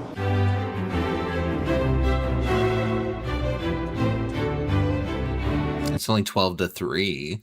Pembroke? Nico could get you seated. Enjoy. Okay, thank you. I was escorted to my table. Ooh, wow, what a fancy room. And sat down. Thanks. We are inside the buffet. I'm not gonna lie, I don't get nervous often, and I am a little bit nervous being in here. I feel like I do not fit in, and everyone here seems like a billionaire. I don't know what type of person is coming here on a Sunday and spending $190 Yeah, $200 to get in is kind of insane. I feel like now you're really like challenging yourself on brunch, but because you gotta be fancy and you're eating like 12 plates over here. Like, I guess I'm looking at him, so it's almost like awkward to film because of just how freaking fancy this place is. Like this lady to my left is like looking over her shoulder at me. Yeah, she looks pissed. This is the nice. Well, the lady behind him even looks pissed. I don't know if that's the same lady. Like place I've ever stepped foot in my entire existence. We do have a 2-hour time limit, so I have to get to work. I've already been brought in a glass of champagne. Let's go see what makes this buffet worth $190. I come for the champagne. Guys? Oh my god, and they don't have a rule. You could just have as many as you want. We're starting off with a bang. I asked for 3 glasses of champagne. Not gonna lie, didn't think they could do it, but they did it. Oh my god. Don't worry, we're gonna come back for these. They'll probably do whatever you say if you pay this much money. But first, let's go over there and hit the buffet. Just make sure as long as it flashes on. Okay, I really appreciate that. Thanks, guys. Appreciate it. So I just got asked to not film in here. I think that people complained about me filming. Let's go hit the buffet. Now, the food stations well, how are you going to finish the video? were everything you would hope for, and just by the look of the food, it was already better than the Wynn. Prime rib, breakfast foods, oysters on ice, a boatload of seafood, sushi. It's actually very simple. Ooh. Breakfast foods, oysters on ice, a boatload of seafood, sushi. Ooh, the sushi section's weak as hell. It's just nigiri. Like, I don't... No. And then, what is that, vegetable roll? Bruh. Desserts and more. But most expensive... Nope. Wynn is way better. Wynn is a whole lot better. I'm disappointed. I thought the sushi would be kind of the best part of this place, but that is not true. Yeah, I didn't know they had a limit at all. Like, I thought, most people would be... Like, who stays there for like 8 hours to where they had to make a limit? Of all is the unlimited caviar. This is going to be huge. Ooh, that's probably what it was though. Like they were probably making it too easy to profit because it was like 3-4 hours. I've eaten way too much at this point. For profiting. So I grabbed my plate and loaded up with the most expensive food I could get my hands on. I went with some crab legs. Of course, it's the same thing. And they had this, and you just didn't want to take. I'm over that, man. And then you're gonna drink your 3 glasses of champagne. Okay. Back again. I'm going to play by the rules, but... well, you're very respectful. Thanks, Tom. I appreciate it. Of course. Anything you At need. this point, I was really feeling the effects of this buffet and had to run to the bathroom. Bro, that's not how it works.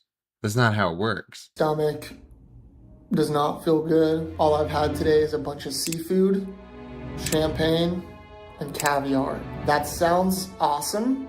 In reality, I feel like caviar would mess you up if you didn't like build a tolerance for it in your gut. Like that's too much caviar, bro. That's like a whole thing, right?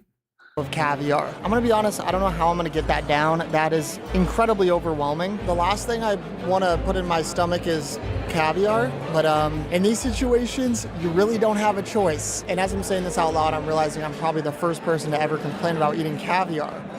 That's just the truth. I'm gonna stop filming now before I actually get kicked out. Sushi's pretty ass. Huge lobster tail. Yeah, no, I could have told you the sushi was ass right off rip. Very cool lobster tail, though. I mean, you're gonna get your money's worth there.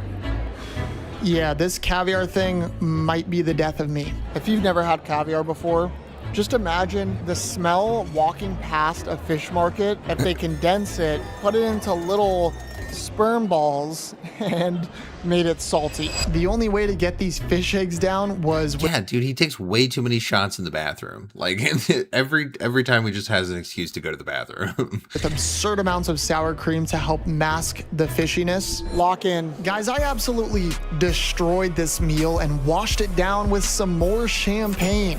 Oh my god. Profit was closer than ever. $25 a glass too. That's just throwing money away.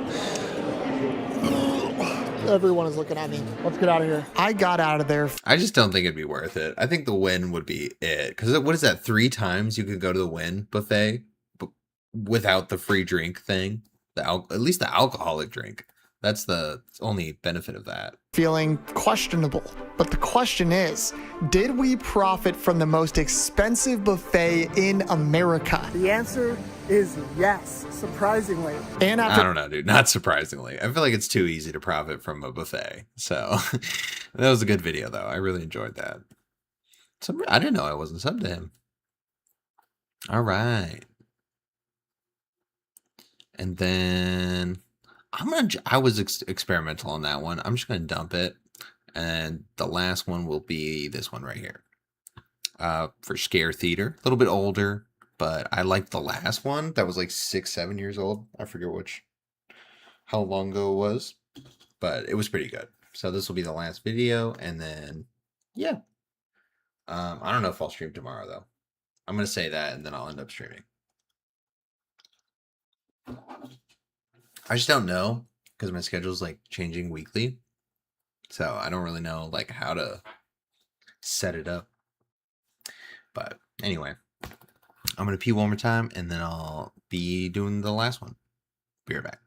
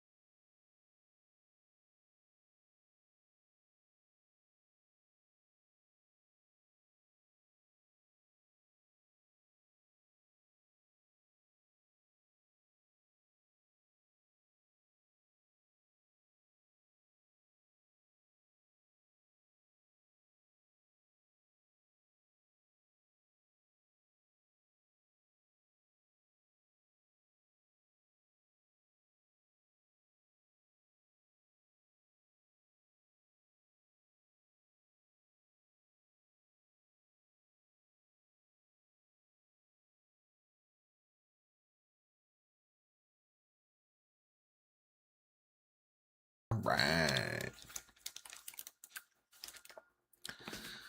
Cool. We'll do Scare Theater, Women Documents Terrifying Breakdown.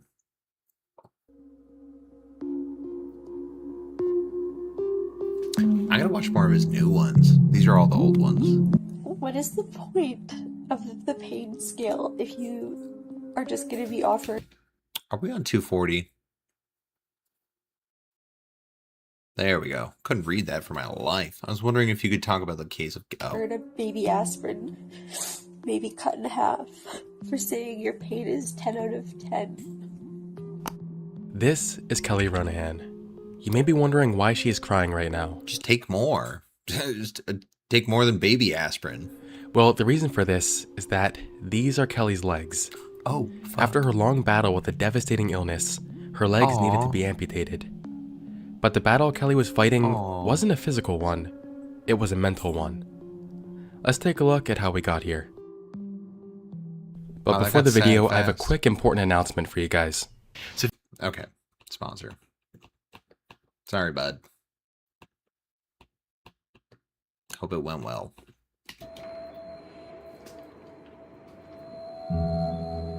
Sister G. Sorry. Kelly was born in Kelowna, Canada, with her twin sister, Gina. She graduated from Okanagan College. I'd love to have a twin. I'd be like... with her twin sister. I'd be like twinning people out all the time. We'd be wearing the same shit, you know? Unless they'd be like, nah, not into it. Then I'd have an evil twin, and we'd be beefing. Gina. She graduated from Okanagan College and went on to become a ballet dancer and instructor. Sick. Some of her biggest passions in life were ballet and her that's so sad. And she lost her leg? Cat, as can be seen from her Instagram account, where most of the events we'll be covering took place. Everything in Kelly's life appeared to be fairly normal until 2014. She went to the hospital for a regular blood test, but oddly enough, the results said that her iron levels were at 0 and her hemoglobin count was dangerously low. The doctors were puzzled by her condition and, for the life of them, couldn't come to a diagnosis. The only way they were able to treat her was by giving her blood transfusions every 2 weeks. This went on. I feel like she didn't need it though. She was fine. Like maybe you had a bad reading of it. On for years, and Kelly's condition seemed to only get worse. She was a medical mystery. According to Kelly, some possible conditions speculated on were nodular regenerative hyperplasia, a plastic... Okay, unless she just didn't feel fine. Like, I thought she was feeling fine. But obviously I don't know anything. Anemia and sickle cell anemia. At one point, Kelly even started attributing her condition to multiple sclerosis and uterine fibroids. Oh, this is just stuff she said. Or what they actually diagnosed. Going as far as making plans to have her uterus removed. Despite this, there was basically no evidence that these conditions were the cause for needing these bi-weekly blood transfusions. Throughout all of 2014 and 2015, she posted pictures of her hospital visits and blood transfusions along with other life updates. All this time, no doctor was ever able to figure out what was wrong with Kelly. So nothing, right? Like, started gaining quite a following at this point, and at one point, saw herself as some sort of inspirational figure. Kelly, and I'm a ballet dancer. I also have a serious illness. And although I don't let it get the best of me, I realize that I can't perform maybe to the same athletic ability as my peers. 100% is just a variable. Don't try and match anybody, just be your own 100%. Respect your body, do your best. As her following grew, she gained the attention of the Canadian news network, Global News. 25 gallons of blood, so that's a lot, or 95 liters. That's how much blood has been transfused into 30-year-old Kelly Ron. That's what I'm saying, though. Like, that can't be, I mean, it seems like that's causing some of the problems. In the last 2 years. So that's 3 people, three blood donors to save me every 2 weeks. Wow.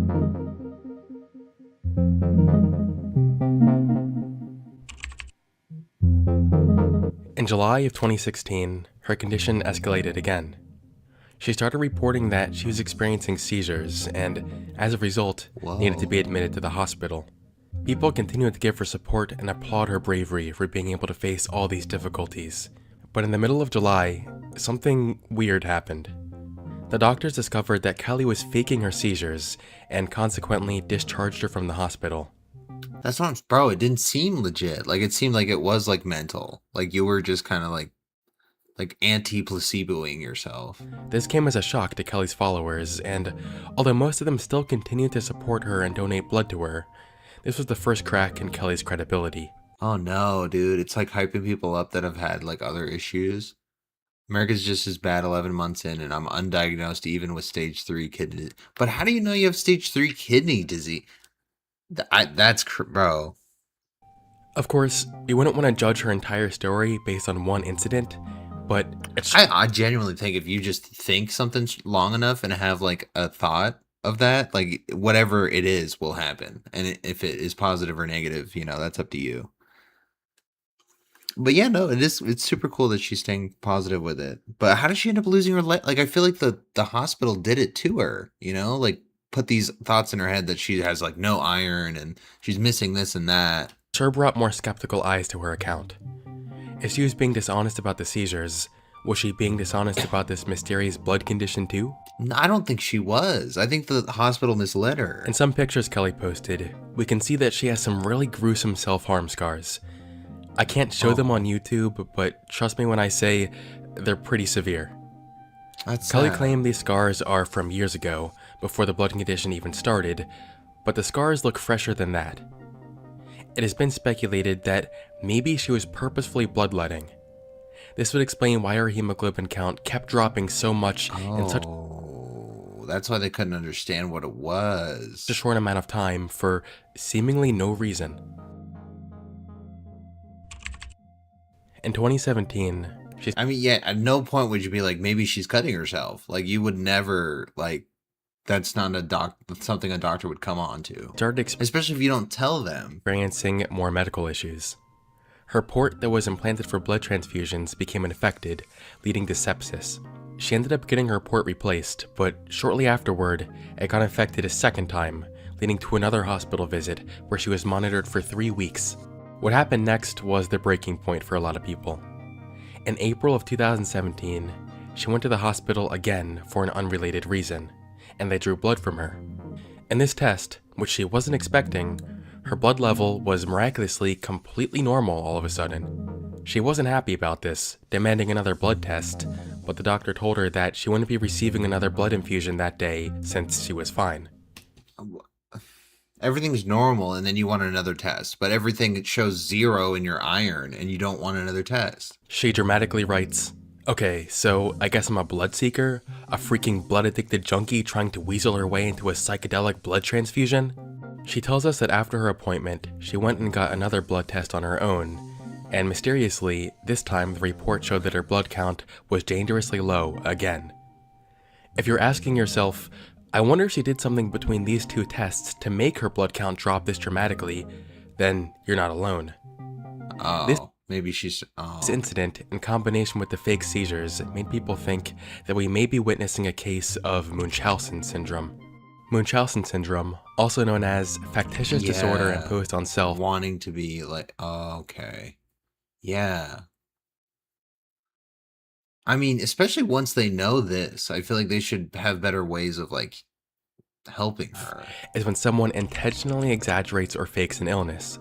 This is distinctly different from hypochondria because a hypochondriac truly believes they have whatever illness they are worried about. Oh. Someone with Munchausen's knows they are faking it. The reason... I don't know if she knows it, though, you know? Like, I don't think this is, like, her being, like intentionally bad, you know? Like, devious. The reason for this is typically to gain attention or sympathy from others. But it's, well... I don't want this to come off the wrong way, but Kelly was definitely someone who never shied away from being the center of attention. I went through almost every single one of her posts while researching this, and it took hours. She would often post multiple times a day, and her account totals over 3,600 posts. Compare this to someone like Kanye West, a professional narcissist who only has a total of around 1,400 posts. It's He only has 200k followers on whatever this is. Definitely not unreasonable to suspect Munchausen's. Kelly tried to refute these accusations. This is a weird angle that we're like relating her post count to Kanye. Dude, I don't know. Like, I think she's like mentally struggling and she needs help.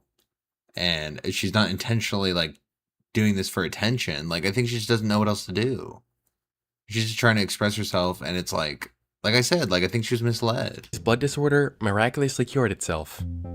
In April of 2018, the doctors removed her blood transfusion port because she no longer needed transfusions. Things should be all well now, but things are never that simple when it comes to Kelly. Her blood condition was now gone, meaning she was no longer receiving attention for this, and almost immediately afterward, she suddenly develops an entirely new condition. On April 18th, she posted a picture of her hands, which are very swollen. She writes, "I have no idea what this is all about. I see a doctor this afternoon." Apparently, the doctors told her this is a result of leaky capillaries.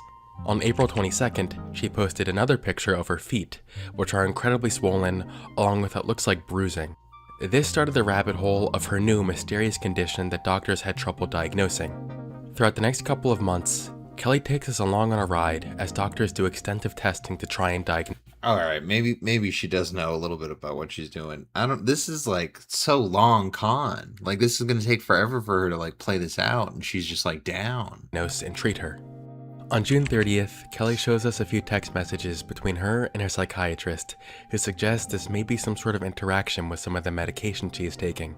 Her skin condition worsens. She goes from swelling to experiencing blisters and open wounds on her skin. On August 7th, she undergoes some more tests as doctors suspect she's suffering from some kind of autoimmune disorder. A couple days later, she posts that the diagnosis came back as eczema, a type of skin condition, and she's prescribed antibiotics. This doesn't seem to help, as her condition continues to only get worse. On October 2nd, Kelly shares with us a dermatology letter where the doctor disagrees with the autoimmune skin disorder diagnosis and instead suggests this is a case of Behçet's syndrome, a disorder that causes inflammation in blood vessels. What? Bro, yeah, she actually like manifested like an even worse disease from like all the negativity she was like engaging in. Like maybe not intentionally. It wouldn't matter. You know, the universe is just going to manifest what you're thinking. Yeah, dude, she's not. Yeah. That's the problem. I feel like people don't understand how to like give mental support, which is crazy. Like, I feel like it's easier than giving like medical support. Now, what follows in the rest of the year, I really cannot show you photos of because it's some really sick stuff. I'm used to looking at gory stuff, but some of these images and videos were the first things to ever actually make me gag. Kelly's skin condition gets so bad that doctors start worrying about nerve damage that is occurring, and every time they treat her wounds, she just picks at them and makes it way worse than it was before. Going for surgery number 2. and I'm really scared. Honestly, kind of a weird reaction, not gonna lie. At this point, if Kelly followed treatment procedure, she probably would have been okay. In April of 2019, she makes an Instagram post talking about how she just went on her first walk in months and how she's feeling amazing. And her legs, although still not looking perfect, are looking a hell of a lot better than they were before. But damn, bro, you don't even want to show it? Is it that bad? This recovery was short-lived. In May of 2021, Kelly returned to the hospital again after destroying her skin grafts. There are more gag-inducing images out there of the damage she did to herself. One particularly gruesome image depicts her literally pulling out one of her nerves in her legs. Unless you're some sort of masochist, I implore you to not look for these pictures. Oh my god. The doctors put a lot of effort into trying to save her legs, but the damage couldn't be fixed this time. Their only option was to amputate them. Kelly posted this picture of the result. No way, dude. No way she did that to herself and just pulled her nerve out. So as you guys know, I've had, on Wednesday, I had both of my legs amputated above the knee. I'll get into the reasons why later, but so this is what I've got right now. Oh, dude, I don't know if this is like To herself, because after this, her social media presence started to slowly dwindle. We see a couple of updates on how her life is going post leg removal, but eventually she just stopped posting altogether. Oh man, this is just like making me sick. I'm not even gonna lie, like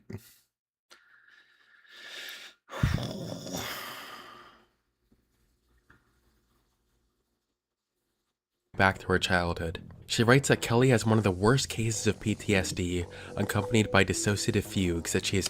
Dude, I legit like feel like weird after that, like not gonna lie. I'm genuinely not even gonna finish that video. Like I feel like unsettled.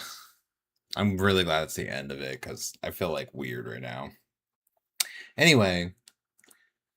Ugh. Well, I hope you guys enjoyed watching stream. I really enjoyed streaming. And I'm probably not going to be live tomorrow, but I'm going to end stream right now because I feel kind of odd.